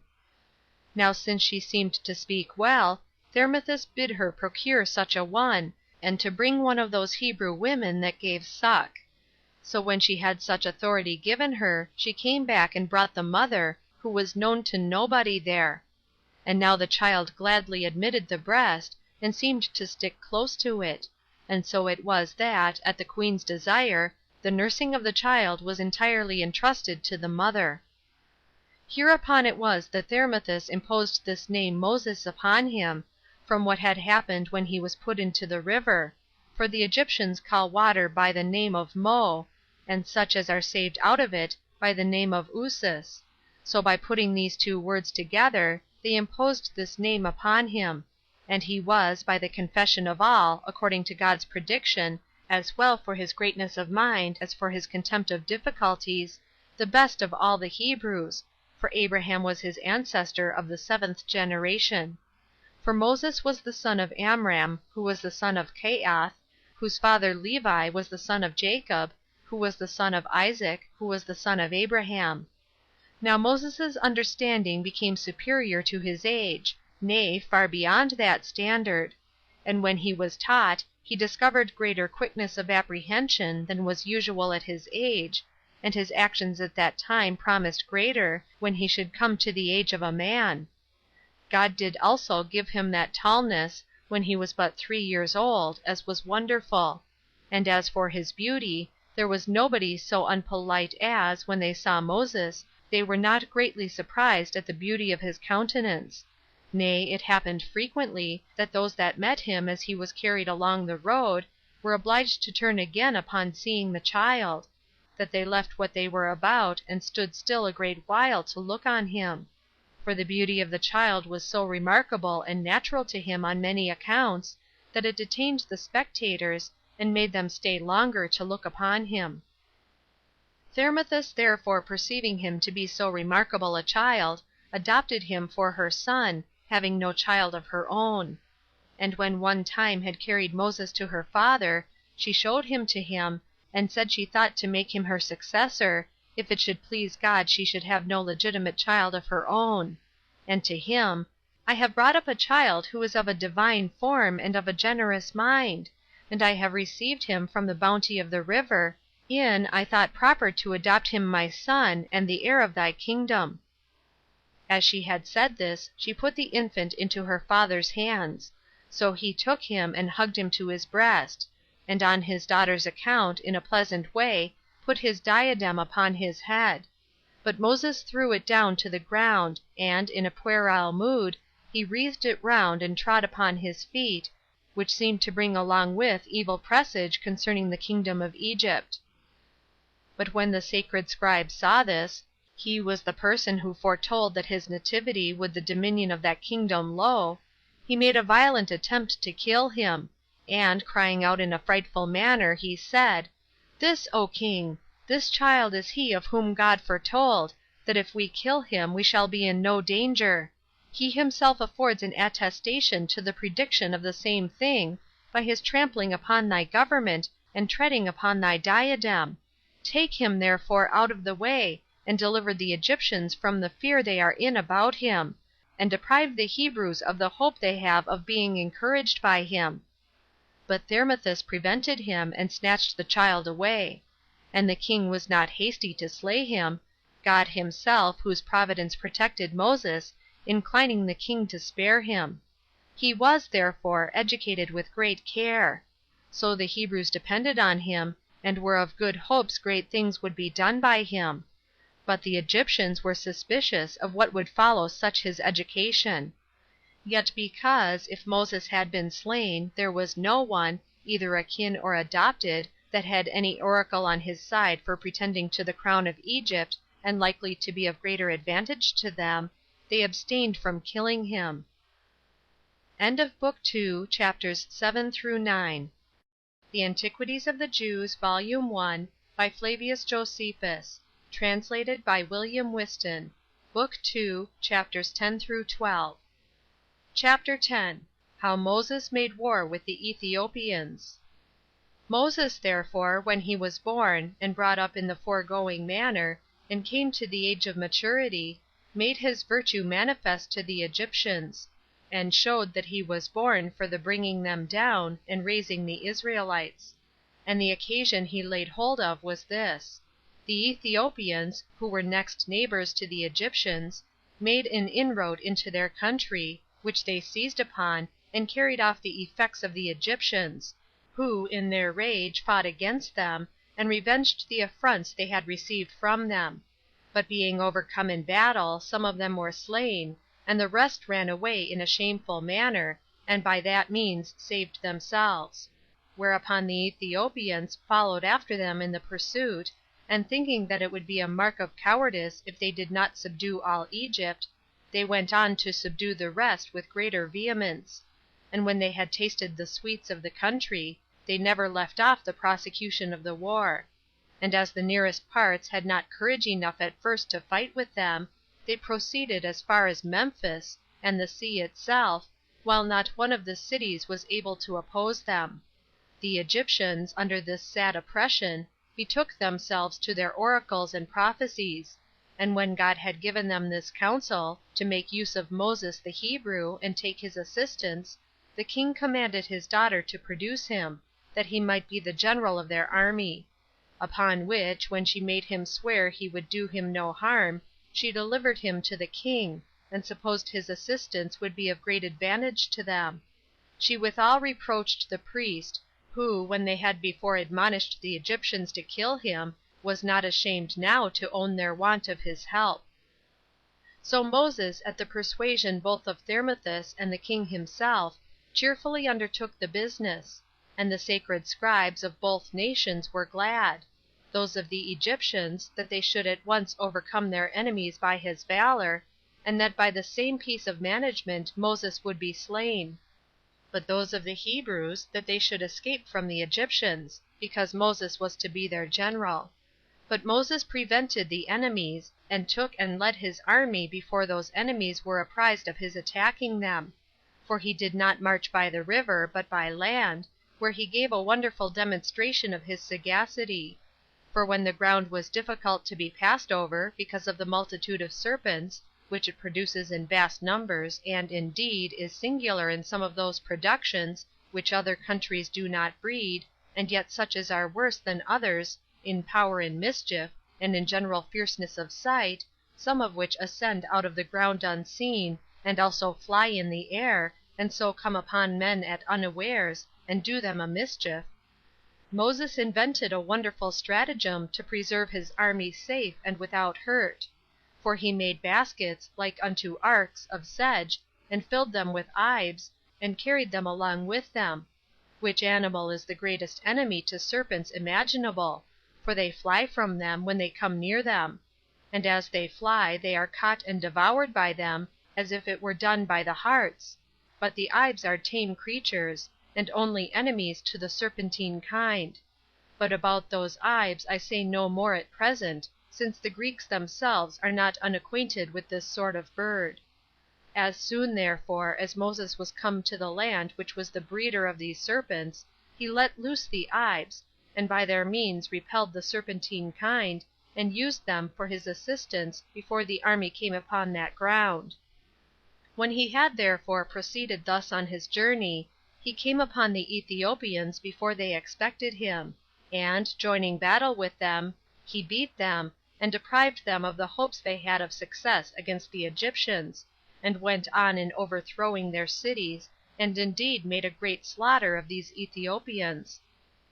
Now when the Egyptian army had once tasted of this prosperous success, by the means of Moses, they did not slacken their diligence, insomuch that the Ethiopians were in danger of being reduced to slavery and all sorts of destruction, and at length they retired to Saba, which was a royal city of Ethiopia, which Cambyses afterwards named Meroe, after the name of his own sister.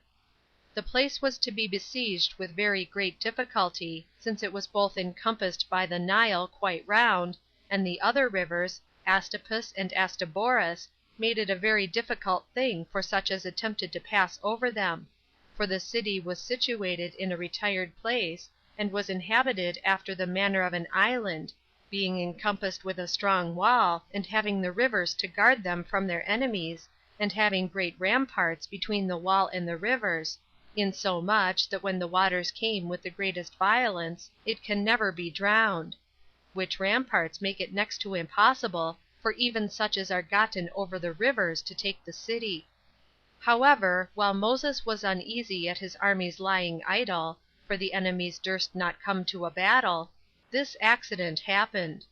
Tharbis was the daughter of the king of the Ethiopians. She happened to see Moses as he led the army near the walls, and fought with great courage; and admiring the subtlety of his undertakings, and believing him to be the author of the Egyptians' success, when they had before despaired of recovering their liberty, and to be the occasion of the great danger the Ethiopians were in, when they had before boasted of their great achievements, she fell deeply in love with him, and upon the prevalency of that passion, sent to him the most faithful of all her servants to discourse with him about their marriage.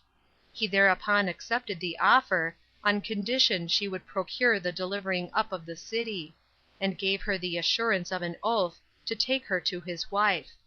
and that when he had once taken possession of the city, he would not break his oath to her. No sooner was the agreement made but it took effect immediately; and when Moses had cut off the Ethiopians, he gave thanks to God, and consummated his marriage, and led the Egyptians back to their own land. CHAPTER 11. How Moses Fled Out of Egypt Into Midian. Now the Egyptians, after they had been preserved by Moses, entertained a hatred to him, and were very eager in compassing their designs against him, as suspecting that he would take occasion, from his good success, to raise a sedition, and bring innovations into Egypt; and told the king he ought to be slain. The king had also some intentions of himself to the same purpose, and this as well out of envy at his glorious expedition at the head of his army, as out of fear of being brought low by him, and being instigated by the sacred scribes, he was ready to undertake to kill Moses. But when he had learned beforehand what plots there were against him, he went away privately; and because the public roads were watched, he took his flight through the deserts, and where his enemies could not suspect he would travel; and, though he was destitute of food, he went on, and despised that difficulty courageously; and when he came to the city Midian, which lay upon the Red Sea, and was so denominated from one of Abraham's sons by Keturah, he sat upon a certain well, and rested himself there after his laborious journey, and the affliction he had been in. It was not far from the city, and the time of the day was noon, where he had an occasion offered him by the custom of the country of doing what recommended his virtue, and afforded him an opportunity of bettering his circumstances. From that country having but little water, the shepherds used to seize on the wells before others came, lest their flocks should want water, and lest it should be spent by others before they came. There were now come, therefore, to this well 7 sisters that were virgins, the daughters of Ragel, a priest, and one thought worthy by the people of the country of great honor. These virgins, who took care of their father's flocks, which sort of work it was customary and very familiar for women to do in the country of the Troglodytes, they came first of all, and drew water out of the well in a quantity sufficient for their flocks, into troughs, which were made for the reception of that water. But when the shepherds came upon the maidens, and drove them away, that they might have the command of the water themselves, Moses, thinking it would be a terrible reproach upon him if he overlooked the young women under unjust oppression, and should suffer the violence of the men to prevail over the right of the maidens, he drove away the men, who had a mind to more than their share, and afforded a proper assistance to the women; who, when they had received such a benefit from him, came to their father, and told him how they had been affronted by the shepherds, and assisted by a stranger, and entreated that he would not let this generous action be done in vain, nor go without a reward. Now the father took it well from his daughters that they were so desirous to reward their benefactor, and bid them bring Moses into his presence, that he might be rewarded as he deserved. And when Moses came, he told him what testimony his daughters bare to him, that he had assisted them; and that, as he admired him for his virtue, he said that Moses had bestowed such his assistance on persons not insensible of benefits, but where they were both able and willing to return his kindness, and even to exceed the measure of his generosity. So he made him his son, and gave him one of his daughters in marriage, and appointed him to be the guardian and superintendent over his cattle; for of old all the wealth of the barbarians was in those cattle. CHAPTER 12. Concerning the burning bush and the rod of Moses. Now Moses, when he had obtained the favor of Jethro, for that was one of the names of Raguel, stayed there and fed his flock. But some time afterward, taking his station at the mountain called Sinai, he drove his flocks thither to feed them. Now this is the highest of all the mountains thereabout, and the best for pasturage, the herbage being there good;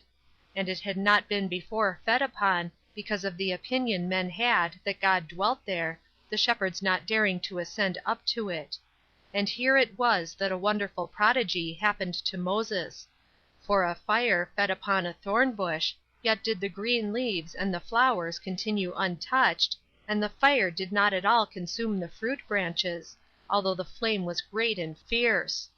Moses was affrighted at this strange sight, as it was to him; but he was still more astonished when the fire uttered a voice, and called to him by name, and spake words to him, by which it signified how bold he had been in venturing to come into a place whither no man had ever come before, because the place was divine; and advised him to remove a great way off from the flame, and to be contented with what he had seen; and though he were himself a good man, and the offspring of great men, yet that he should not pry any further; and he foretold to him, that he should have glory and honor among men, by the blessing of God upon him. He also commanded him to go away thence with confidence to Egypt, in order to his being the commander and conductor of the body of the Hebrews, and to his delivering his own people from the injuries they suffered there. For, said God, they shall inhabit this happy land which your forefather Abraham inhabited, and shall have the enjoyment of all good things. But still he enjoined them, when he brought the Hebrews out of the land of Egypt, to come to that place, and to offer sacrifices of thanksgiving there; such were the divine oracles which were delivered out of the fire. But Moses was astonished at what he saw, and much more at what he heard; and he said, I think it would be an instance of too great madness, O Lord, for one of that regard I bear to thee, to distrust thy power, since I myself adore it, and know that it has been made manifest to my progenitors; but I am still in doubt how I, who am a private man, and one of no abilities, should either persuade my own countrymen to leave the country they now inhabit, and to follow me to a land whither I lead them; or, if they should be persuaded, how I can force Pharaoh to permit them to depart, since they augment their own wealth and prosperity by the labors and works they put upon them. But God persuaded him to be courageous in all occasions, and promised to be with him, and to assist him in his words, when he was to persuade men, and in his deeds, when he was to perform wonders. He bid him also to take a signal of the truth of what he said, by throwing his rod upon the ground, which when he had done, it crept along, and was become a serpent, and rolled itself round in its folds, and erected its head, as ready to revenge itself on such as should assault it; after which it became a rod again as it was before. After this God bid Moses to put his right hand into his bosom. He obeyed, and when he took it out it was white, and in color like to chalk, but afterward it returned to its wonted color again. He also, upon God's command, took some of the water that was near him, and poured it on the ground, and saw the color was that of blood.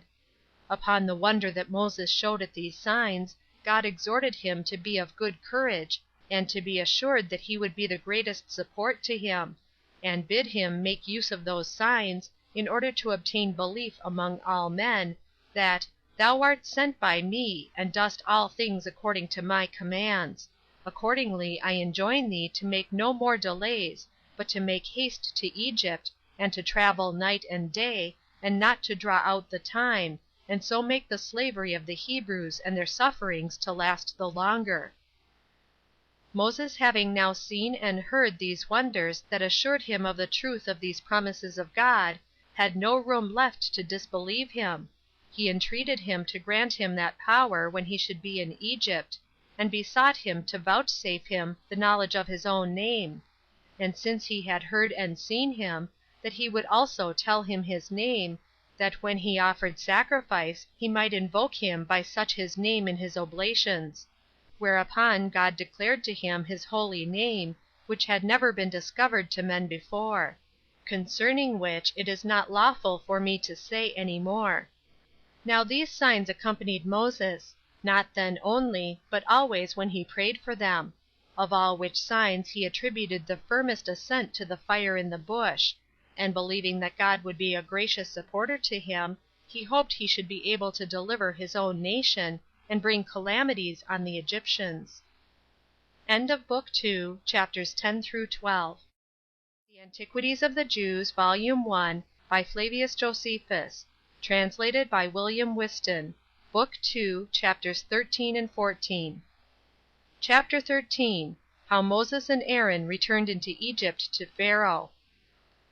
So Moses, when he understood that the Pharaoh, in whose reign he fled away, was dead, asked leave of Raguel to go into Egypt, for the benefit of his own people; and he took with him Zipporah, the daughter of Raguel, whom he had married, and the children he had by her, Gersom and Eleazar, and made haste into Egypt.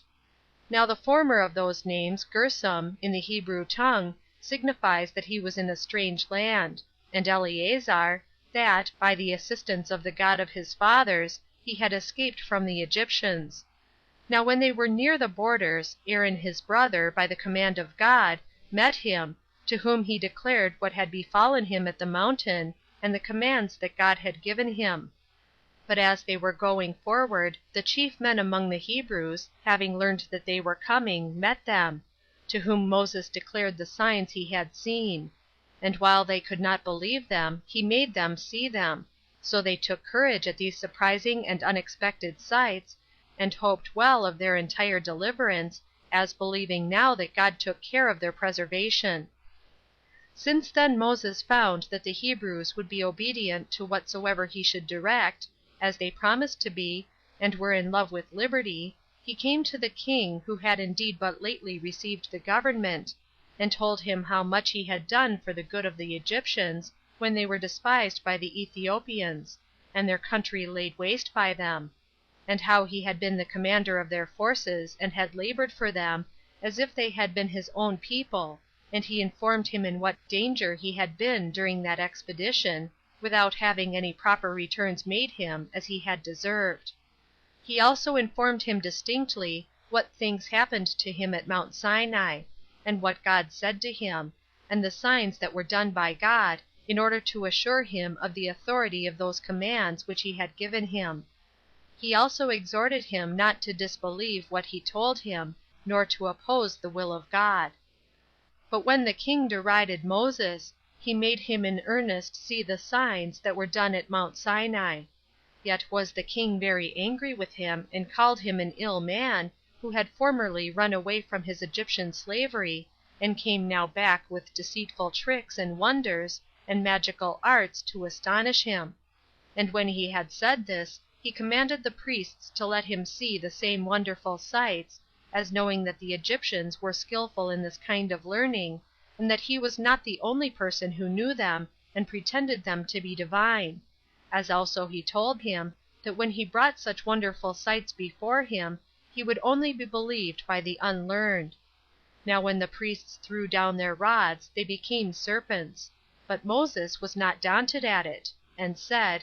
O king, I do not myself despise the wisdom of the Egyptians, but I say that what I do is so much superior to what these do by magic arts and tricks, as divine power exceeds the power of man; but I will demonstrate that what I do is not done by craft, or counterfeiting what is not really true, but that they appear by the providence and power of God.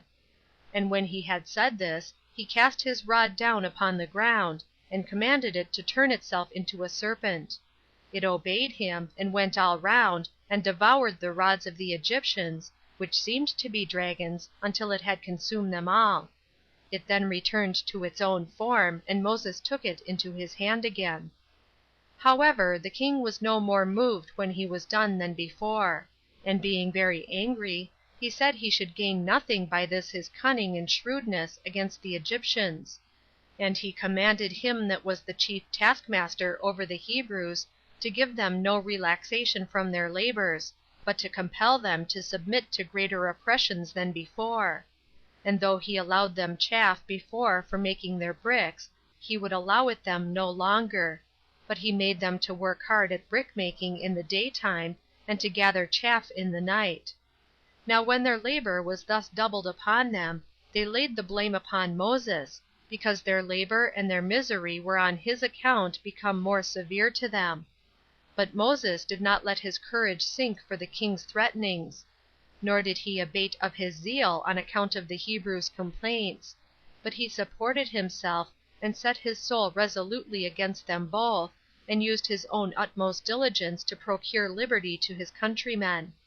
So he went to the king, and persuaded him to let the Hebrews go to Mount Sinai, and there to sacrifice to God, because God had enjoined them so to do. He persuaded him also not to counterwork the designs of God, but to esteem his favor above all things, and to permit them to depart, lest, before he be aware, he lay an obstruction in the way of the divine commands, and so occasion his own suffering such punishments as it was probable any one that counterworked the divine commands should undergo, since the severest afflictions arise from every object to those that provoke the divine wrath against them; for such as these have neither the earth nor the air for their friends, nor the fruits of the womb according to nature, but everything is unfriendly or adverse towards them. He said further, that the Egyptians should know this by sad experience, and that besides, the Hebrew people should go out of their country without their consent. CHAPTER 14. Concerning the 10 plagues which came upon the Egyptians. But when the king despised the words of Moses, and had no regard at all to them, grievous plagues seized the Egyptians; every one of which I will describe, both because no such plagues did ever happen to any other nation as the Egyptians now felt, and because I would demonstrate that Moses did not fail in any one thing that he foretold them; and because it is for the good of mankind that they may learn this caution, not to do anything that may displease God, lest he be provoked to wrath, and avenge their iniquities upon them. For the Egyptian river ran with bloody water at the command of God, insomuch that it could not be drunk, and they had no other spring of water neither; for the water was not only of the color of blood, but it brought upon those that ventured to drink of it great pains and bitter torment. Such was the river to the Egyptians, but it was sweet and fit for drinking to the Hebrews, and no way different from what it naturally used to be. As the king therefore knew not what to do in these surprising circumstances, and was in fear for the Egyptians, he gave the Hebrews leave to go away; but when the plague ceased, he changed his mind again, and would not suffer them to go. But when God saw that he was ungrateful, and upon the ceasing of this calamity would not grow wiser, he sent another plague upon the Egyptians. An innumerable multitude of frogs consumed the fruit of the ground; the river was also full of them, insomuch that those who drew water had it spoiled by the blood of these animals, as they died in and were destroyed by the water. And the country was full of filthy slime, as they were born, and as they died. They also spoiled their vessels in their houses which they used, and were found among what they eat and what they drank, and came in great numbers upon their beds. There was also an ungrateful smell, and a stink arose from them as they were born, and as they died therein. Now, when the Egyptians were under the oppression of these miseries, the king ordered Moses to take the Hebrews from them, and be gone; upon which the whole multitude of the frogs vanished away, and both the land and the river returned to their former natures. But as soon as Pharaoh saw the land freed from this plague, he forgot the cause of it, and retained the Hebrews; and, as though he had a mind to try the nature of more such judgments, he would not yet suffer Moses and his people to depart, having granted that liberty rather out of fear than out of any good consideration. Accordingly, God punished his falseness with another plague, added to the former. For there arose out of the bodies of the Egyptians an innumerable quantity of lice, by which, wicked as they were, they miserably perished, as not able to destroy this sort of vermin, either with washes or with ointments. At which terrible judgment the king of Egypt was in disorder, upon the fear into which he reasoned himself, lest his people should be destroyed, and that the manner of this death was also reproachful, so that he was forced in part to recover himself from his wicked temper to a sounder mind, for he gave leave for the Hebrews themselves to depart. But when the plague thereupon ceased, he thought it proper to require that they should leave their children and wives behind them, as pledges of their return; whereby he provoked God to be more vehemently angry at him, as if he thought to impose on his providence, and as if it were only Moses, and not God, who punished the Egyptians for the sake of the Hebrews. For he filled that country full of various sorts of pestilential creatures, with their various properties, such indeed as had never come into the sight of men before, by whose means the men perished themselves, and the land was destitute of husbandmen for its cultivation; but if anything escaped destruction from them, it was killed by a distemper which the men underwent also. But when Pharaoh did not even then yield to the will of God, but, while he gave leave to the husbands to take their wives with them, yet insisted that the children should be left behind, God presently resolved to punish his wickedness with several sorts of calamities, and those worse than the foregoing, which yet had so generally afflicted them; for their bodies had terrible boils breaking forth with blains, while they were already inwardly consumed; and a great part of the Egyptians perished in this manner. But when the king was not brought to reason by this plague, hail was sent down from heaven, and such hail it was as the climate of Egypt had never suffered before, nor was it like to that which falls in other climates in winter time, but was larger than that which falls in the middle of spring to those that dwell in the northern and northwestern regions. This hail broke down their boughs laden with fruit. After this a tribe of locusts consumed the seed which was not hurt by the hail, so that to the Egyptians all hopes of the future fruits of the ground were entirely lost.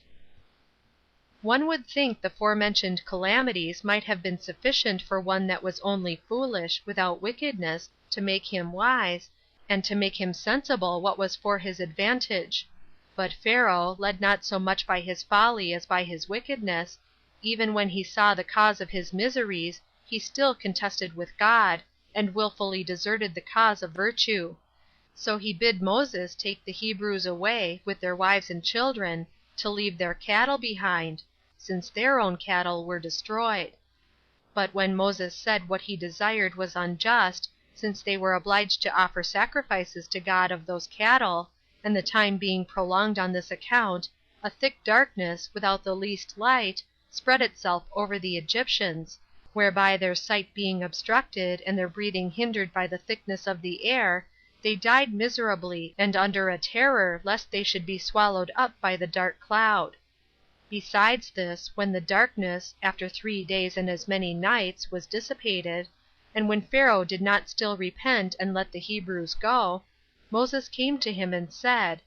How long wilt thou be disobedient to the command of God? For he enjoins thee to let the Hebrews go, nor is there any other way of being freed from the calamities are under, unless you do so.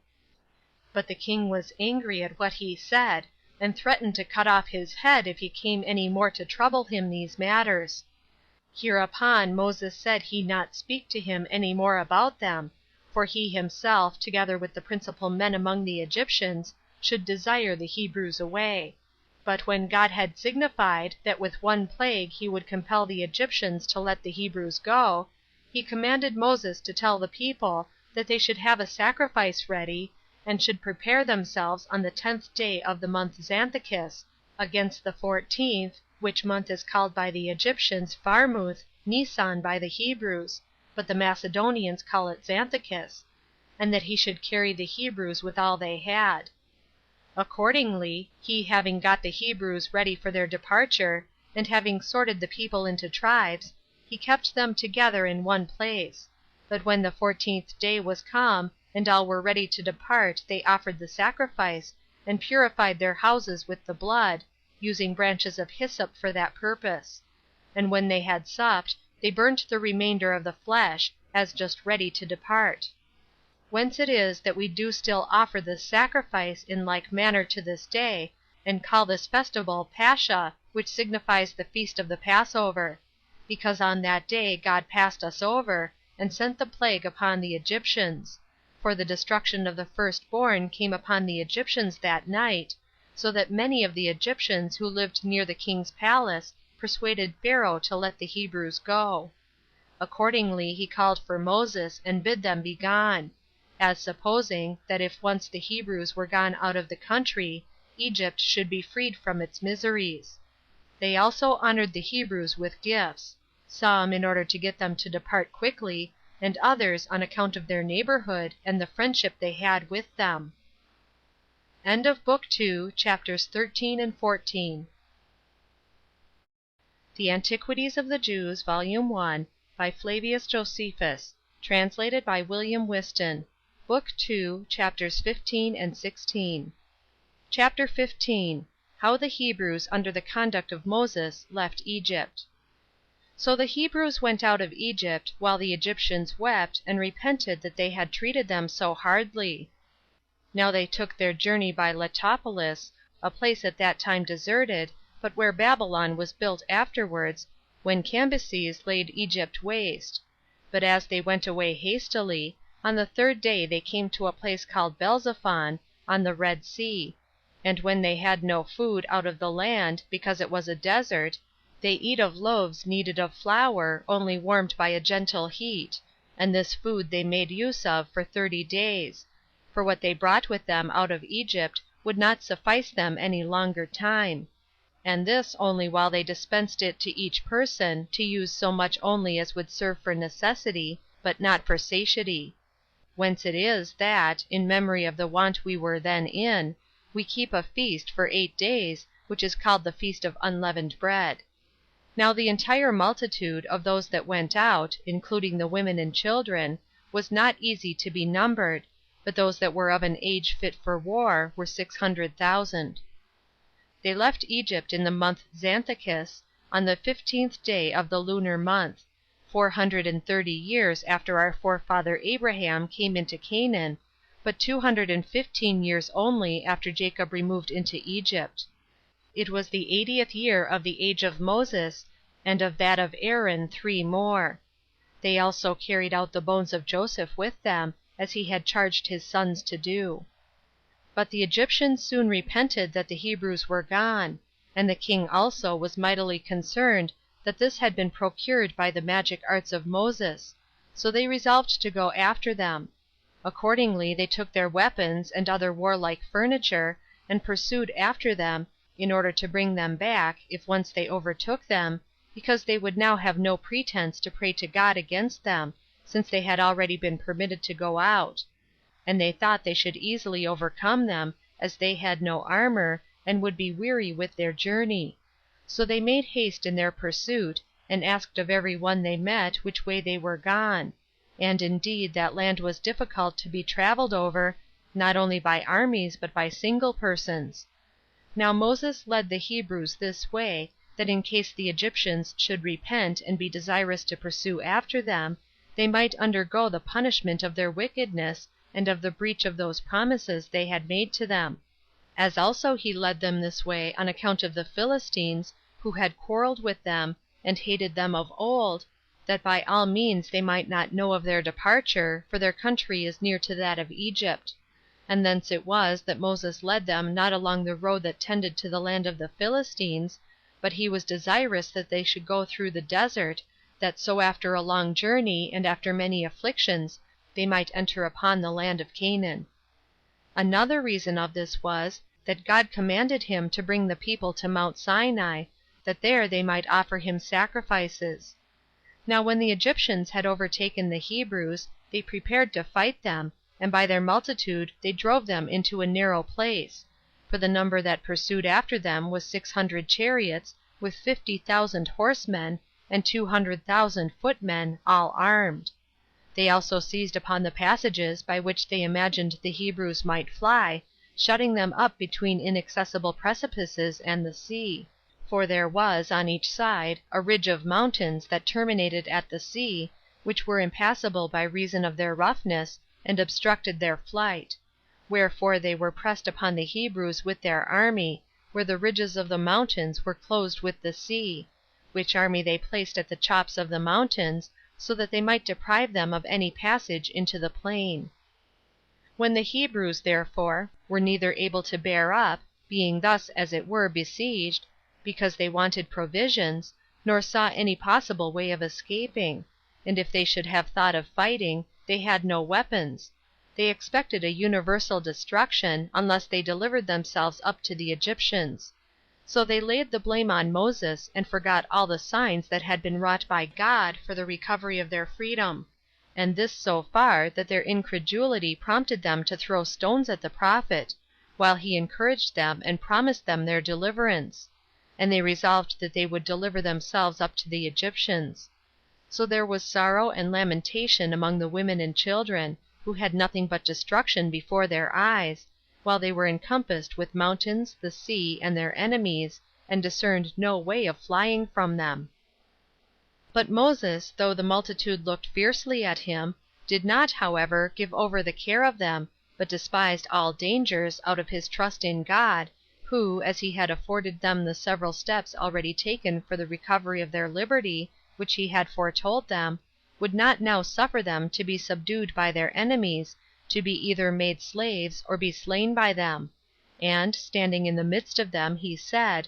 "It is not just of us to distrust even men, when they have hitherto well managed our affairs, as if they would not be the same hereafter; but it is no better than madness at this time to despair of the providence of God, by whose power all those things have been performed he promised, when you expected no such things; I mean all that I have been concerned in for deliverance and escape from slavery;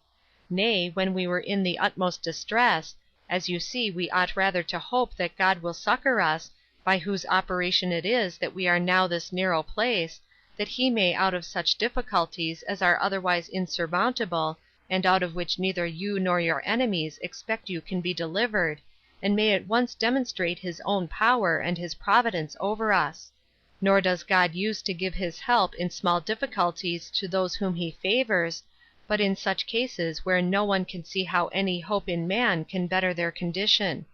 Depend, therefore, upon such a protector as is able to make small things great, and to show that this mighty force against you is nothing but weakness, and be not affrighted at the Egyptian army, nor do you despair of being preserved, because the sea before and the mountains behind afford you no opportunity for flying, for even these mountains, if God so please, may be made plain ground for you, and the sea become dry land.